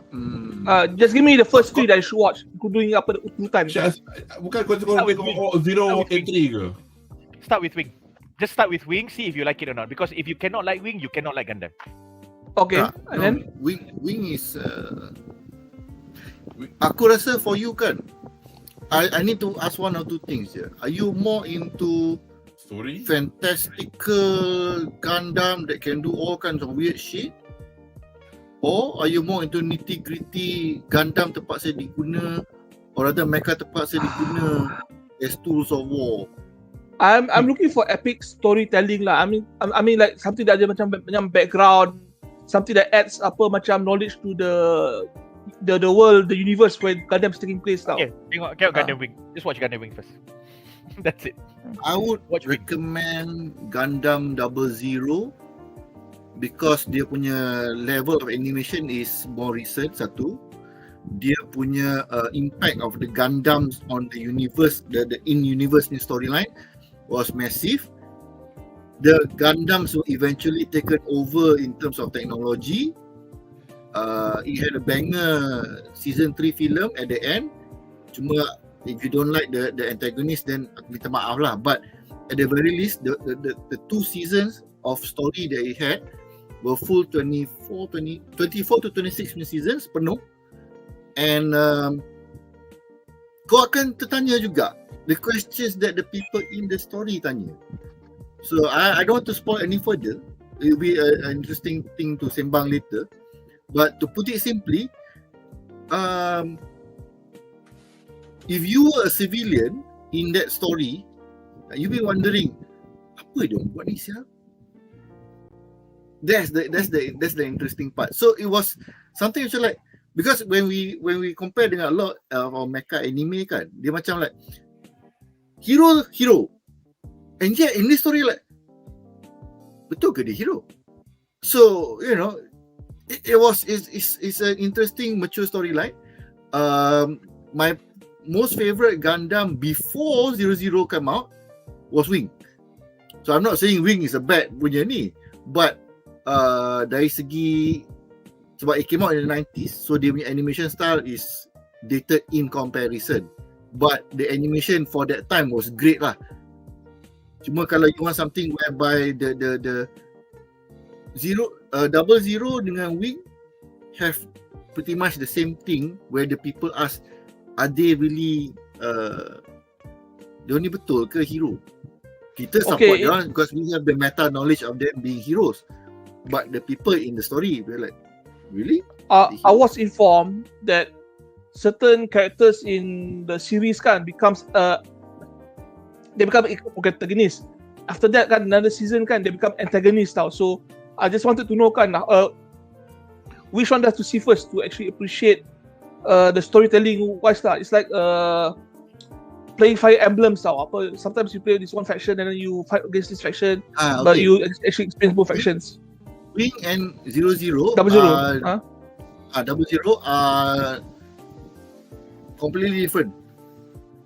Okay. Timeline, storylines. So dia tak berkait. But if you want what do you call it, a more straightforward storyline, I think I will agree with Wing. Okay. Yeah. Wing is yang ada latest line tu Wing Syaz. Yang ada latest awet nama latest client tu, is it in Wing, is it? But itu Seed. Oh, tu Seed. Wing is famous for that one meme punya scene whereby come to my birthday celebration, yay, everyone tepuk, dia ambil benda tu koyak bro. Atas buku sekolah. Atas buku sekolah. Like, Andri, the reason why I recommended you Wing is because you like apa nama ni? You like Macross. So it's comparable in terms of premise, in terms of factions and in terms of story. Tapi Gundam is Gundam, Macross is Macross lah. So that's why aku bagi Wing, because it's 90s. So kalau bagi kau Gundam sekarang, the Gundams now, especially post Seed punya Gundam, dia it's macam mana it's a bit, it can feel like it's a niche sebab the build fighters and then the build divers semua tu very niche. Kalau kau minat Gunpla, then that's it for you. Kalau tak minat Gunpla, then you won't understand the excitement of people watching it, because Gundam ni dia banyak timeline. So build fighters dengan build divers is a story where in a world where all Gundams you can play and you can have access to all the Gundams. There you have it. So they do it by a clever way of making an anime about kids playing Gunpla. Tapi the moment after they build the Gunpla, there's a device that can bring the Gunpla to life, and then they battle their Gunplas. So it's like the Gundam version of Vanguard. Okay. Tapi so I don't think that's the best way to get introduced to Gundam, because you don't understand why Gundam Strike is cool or why Gundam Wing is very legendary. So then if you want to go to Seed pula, Seed is very 2000s. Dia sangat alaf baru, sangat millennium. Some really funky design, a fresh new animation punya style yang selalunya diorang tak ada hidung unless kau tengok diorang daripada tepi. Tetapi and the robots are funky. The colors are brighter and more louder. Purple with dark purple with pink, yellow against green. They're very bright. So it doesn't really speak to the Macross punya style that you might be, more nostalgic about or more sentimental about. So you start at Wing. So if you can get behind Wing, then other Gundams, it's up to you. Dia macam tu. You mentioned Gundam build players. Build divers. Build fighters. I actually watched 5 or 4 episodes. Only thing I remember is Rinko. Yeah. MILF. Best MILF. Okay lah. Rico. Let's get on to the next bit lah. We're going to talk about kita punya harapan untuk core ketiga dan juga to celebrate what we saw at the end of the final episode.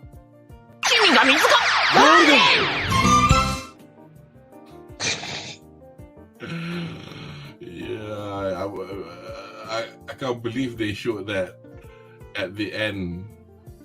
Aku penat juga tunggu hope dengan harapan that they'll show us something a bit more apa yang lebih revealing lah, but we'll show this thing now. Yang lebih revealing. How revealing? Bukanlah in that sense.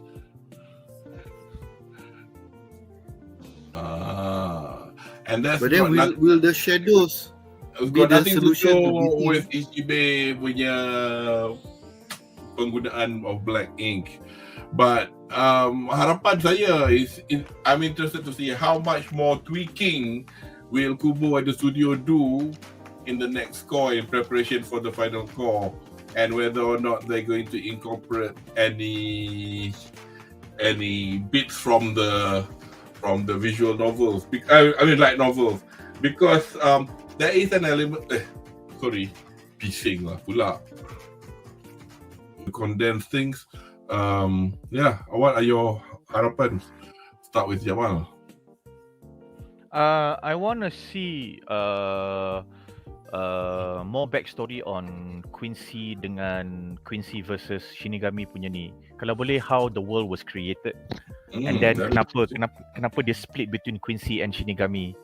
I want to understand that, because that might just salvage Bleach for me lah. Not to say that I don't like it, but it will salvage Bleach for me. Kalau dia bagi benda tu. Shaz? I honestly want to see how the Yahweh punya team recovers from dia punya defeat. It feels very it's like you can literally just say like they're done, you know. But based on this, macam banyak lagi cerita to be told. So I suppose we get to see what are the weaknesses of the Squad Zero punya powers lah lepas ni. And I mean, despite Australian tu, he tried to take all the reishi from everybody else kat bawah, save the 4 shoot staffel that was with him and himself. Because dia orang, tapi itulah, that's why aku tengok muka Bambi macam babi kau, celaka kau. So some of the Bambis kena, tapi dia but there was a one-off punya ni. He can't do that again. So to see how Yahweh recovers from his loss, lucu tak? We are rooting for the villain this time. No. You are saying he cannot do it again now, or you're comparing it? This is his second Australian tau. Yang kita tengok ni. Sorry? Yang ini. This season 3 kan? Core 3. Lepas tu tak ada lagi lah Australia, tapi I'm talking about yang episode 25 tu. That was the Australia that killed. Yang he pulled all the power up to himself. But that wasn't strong enough to bypass the non-destructive powers of Squad Zero. So I'm curious to see how Yahweh will try to figure out how to beat them. Because the right now Yahweh punya faction ni, all of their powers so far, except for Mr. Imagination, semua destructive style power. Raw damaging style abilities. Dia tak ada macam ting, kau jadi buta, kau jadi pekak. If you know what I know, you'll be in for a surprise. Yeah. Oh, is it? So, a pleasant surprise lah. Kau surprise je, aku tak nak cakap apa. Shit. We will let them discover it on their own, Kudo. Yeah, exactly. I have no idea, but knowing Titik Kubo, right, I buat tadi kan, ni kan, that was your clue tau. This is Kubo's ass, and I'm pulling an idea from his ass lah. I'm pretty sure kan it's going to be something that we have seen before lah. Macam apa Uryu tembak apa the Quincy arrow, and then apa dimensional hole so they all can escape, something like that lah. I'm pretty sure it's You tengok lah nanti. You tengok Hmm. the escalation and then kau tengok macam mana the resolution. It's just macam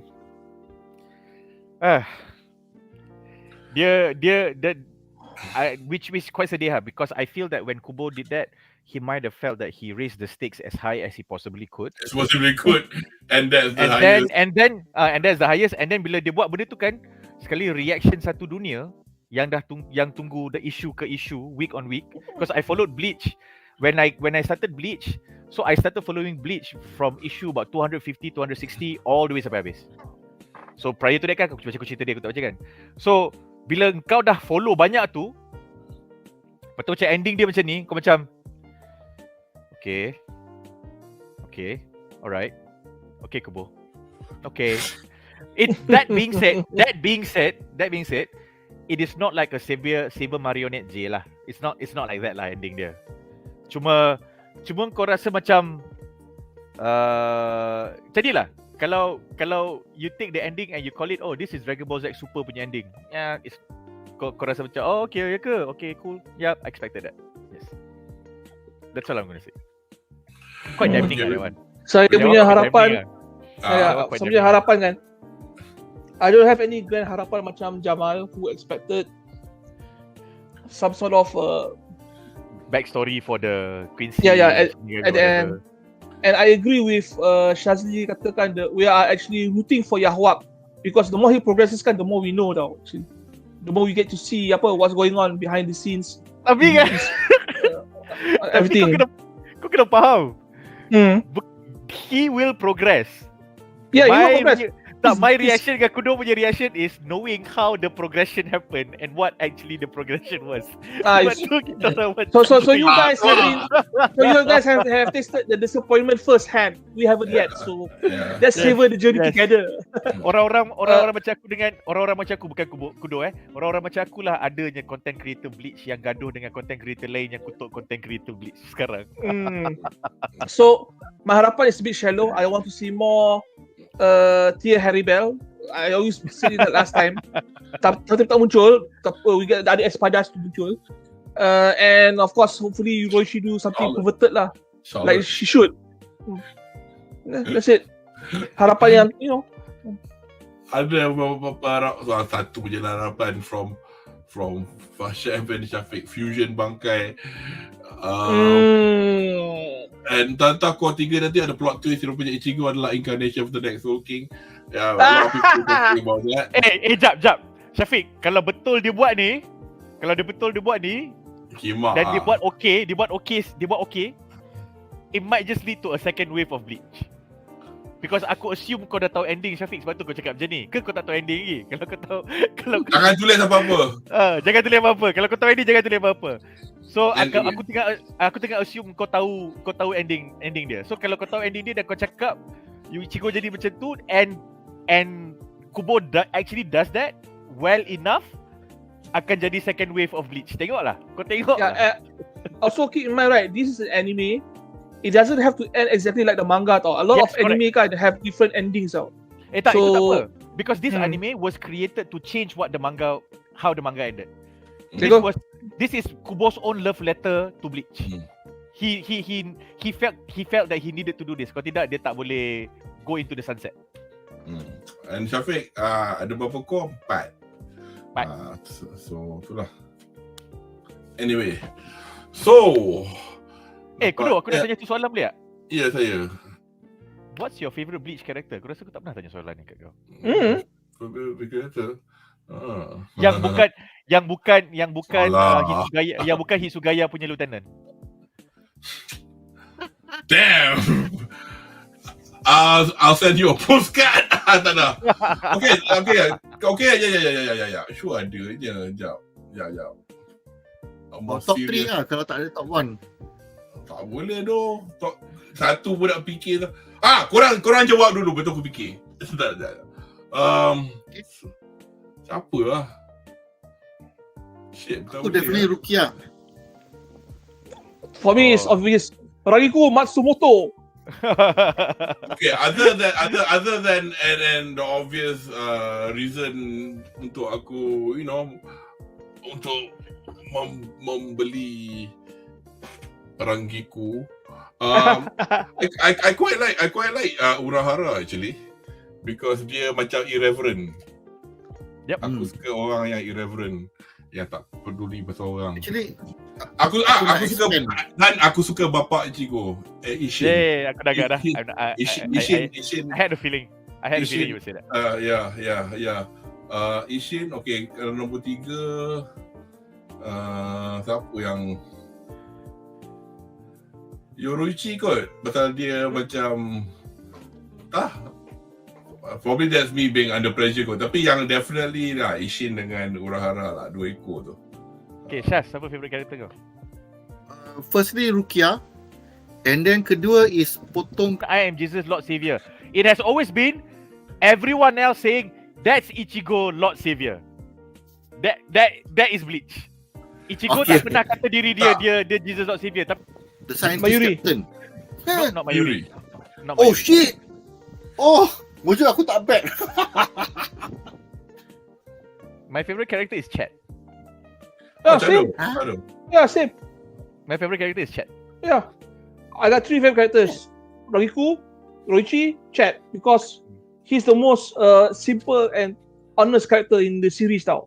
And Seriously. dia punya backstory dia bagus. Dia jaga atuk dia ke angkat. Atuk dia. Yeah. Dia punya Abuelo. Kesian lah. These strong hands are not used for fighting, but to protect Yes. people. Okay. Oh. Yes. So dia I punya like power his manifested. Dia punya power Mm. kanan dia manifested sebab this is the power yang the right hand of the something. That's the shield. That's for defense. So lepas dia lawan, and then dia go up one level. Dia ada the left hand of the Diablo where he has one offense, and which is the left hand lah. So, One of his move nama El Muerte. yeah. Not to be confused with El Muerto yang Munif asyik benci. Okay, that's a view from chat.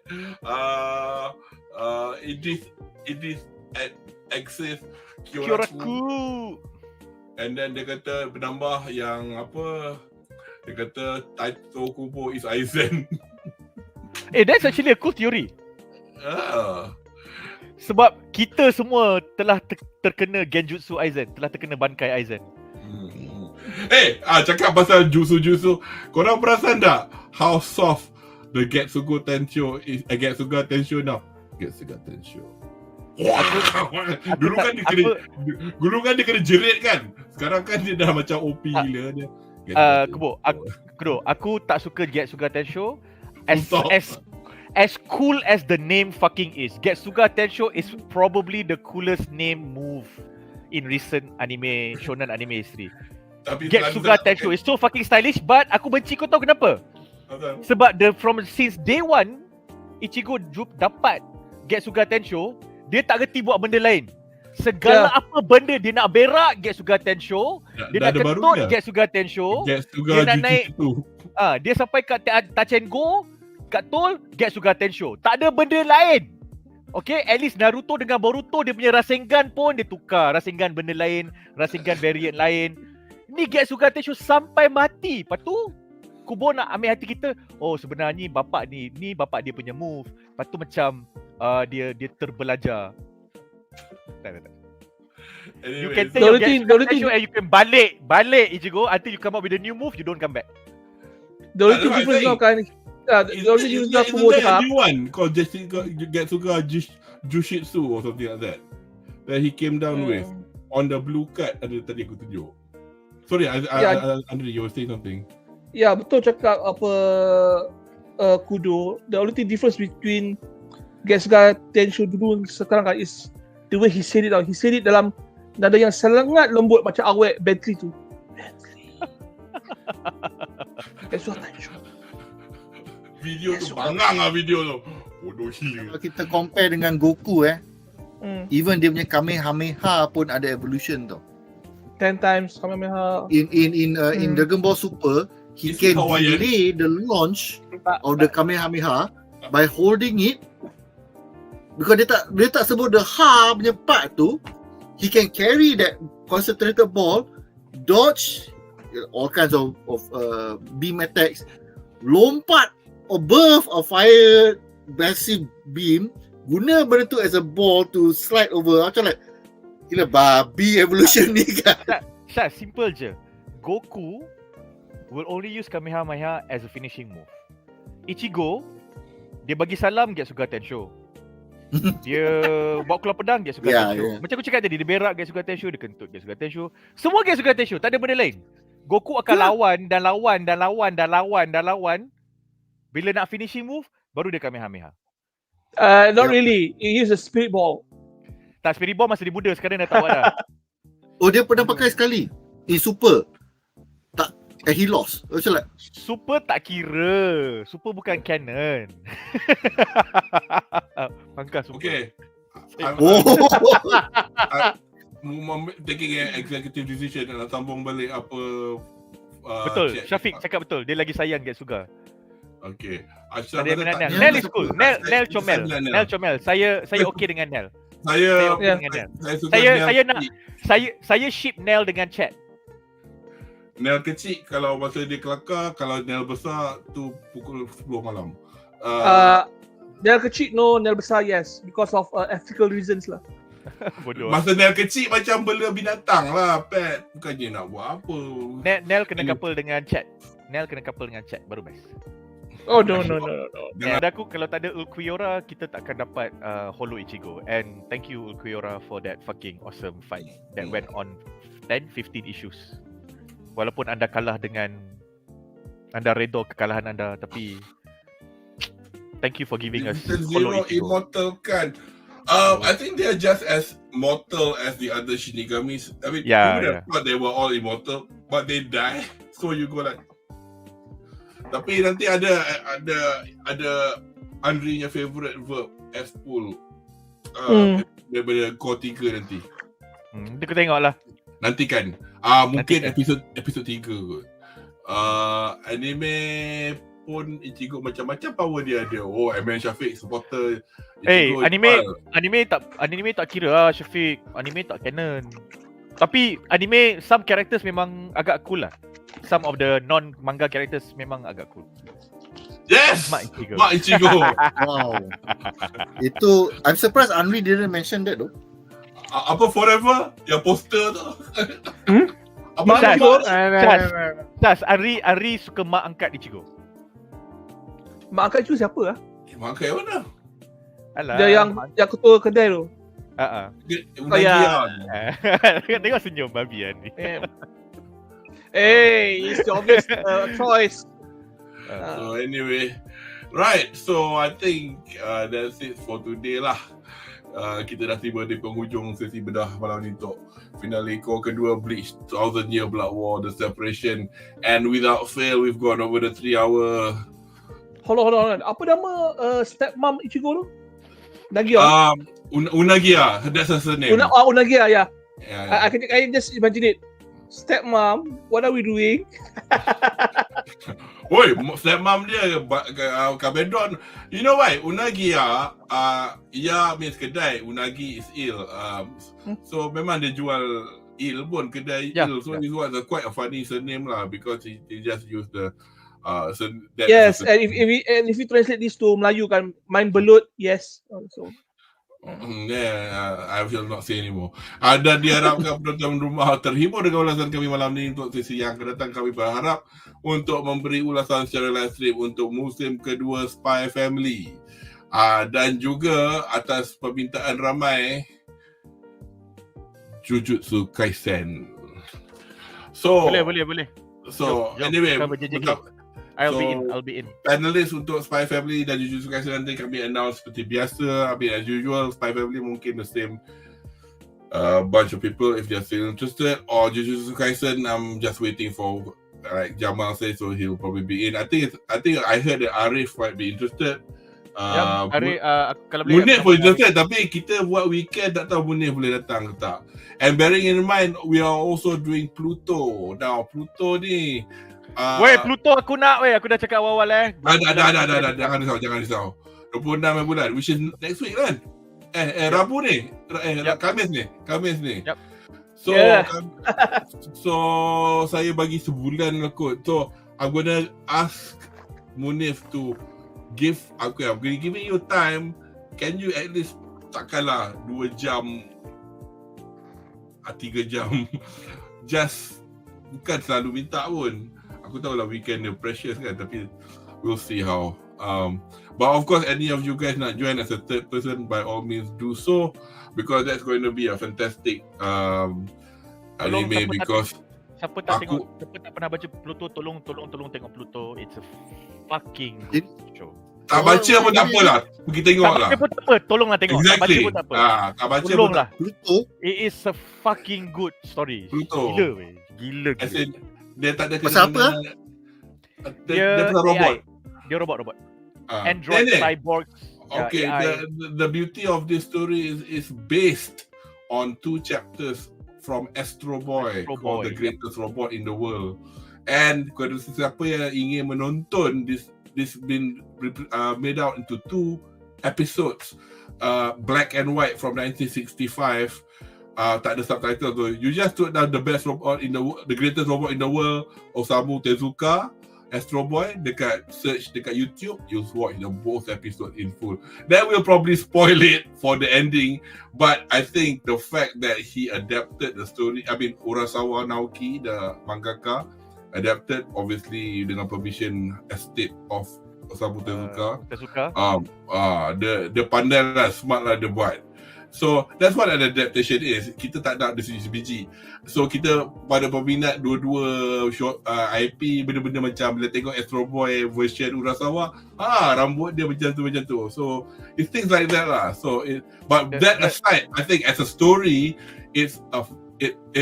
I read it in one shot macam bloody lah, cerita the best. Tapi so what they're going to do 8 episodes. Manga dia 8 jilid. So kemungkinan dia akan buat 1 episod satu jilid.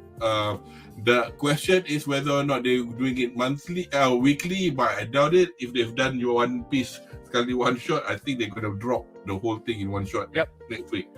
Doesn't matter. I mean, you'll take time to watch it because unless you have no life on a weekday nak tengok 8 jam full stop, go ahead. Aku kena tengok sikit-sikit kot. Ni by the way, kalau tak kenal Urasawa, you might have known some of his works. Yeah, Monster, 20th Century Boy. There should be one more. There should be one more. 20th Century Boy, 21st Century Boys, Monster. There should be one more. Aku tak ingat. Tapi 2 ni should be enough for you to know who Urasawa is lah. Yeah. So daripada last summer where anime division was a bit quiet, so we are hopefully back in business lah kot. So, by the way, favorite character aku Jujutsu Kaisen, walaupun orang tak tanya soalan ni, hopefully aku tolong cover. Aku suka Todo. That is how you do jokes. That is how you do Wolverines and Pachizaraki. That's how you do them. Okay? Itu je aku nak cakap. That's why I don't like him. Alah, dia lah. Todo is the man. Power nak haram sial dia tu. Okay, apa ni? Monster, favorite anime aku. Yeah. I never watch Astro Boy, but I do enjoy some of Osamu Tezuka's other works. There was this one work about dancing, yang flute player, something like that, yang dibuat quite old lah, 1960 something. But Monster is one of my favorite manga and anime of all time now. Yeah. It's gritty. Yeah. Monster is Urasawa, but the flute thing too, I don't know what you're talking about. But the thing is, just to mention about Tezuka, kepada mereka yang ingat Tezuka, dia buat cerita Astro Boy, budak-budak. You know, he's very dia punya work is very diversified daripada adult drama, not adult for the sake of putting sex in, but some of the topics that he covers are very, shall I say, tak menyelerakan lah, tapi you know, benda-benda macam incest, benda-benda macam tu, you know. No, I think he did a version of the Ramayana, Tezuka. He did. Yang tu anime dia, tapi yang talking about dah buku No, kan. I mean, I talking about manga. He did a manga about this one Hindu Vedas tau, apa yang kisah apa yang Ram punya apa early life tau. It's quite good. So So, you know, books like MW, about war, books like Ayako. So he's quite well versed. And anyway, so anyway, pada anda yang baru ke sesi kami, jangan lupa untuk berlanggan as usual, berkongsi dan tanya putaran itu kedua laman YouTube kami, STOMACHOFCHAOS.com dan Buzzpop TV laman Pop Culture Sukraman Malaysia, supaya anda tidak ketinggalan untuk sesi kami yang akan datang. Dan jika anda ingin menonton sesi-sesi kami yang sebelum ini, selain dari archive kami yang mengandungi sesi ulasan stream yang penuh, laman YouTube STOMACHOFCHAOS.com juga mengandungi video ringkas yang mengambil tema spesifik dari perbincangan kami yang lampau. So, terima kasih kerana sudi bersama kami. Pada rakan panelis saya hari ini, Otsuk Kerisama Desta, kepada Jamal, Syaz dan Andri. Thanks very much for spending your evening today. And dan saya Kudo Marizu. Ijo desu. Mata today. Jumpa lagi di masa hadapan. Bye.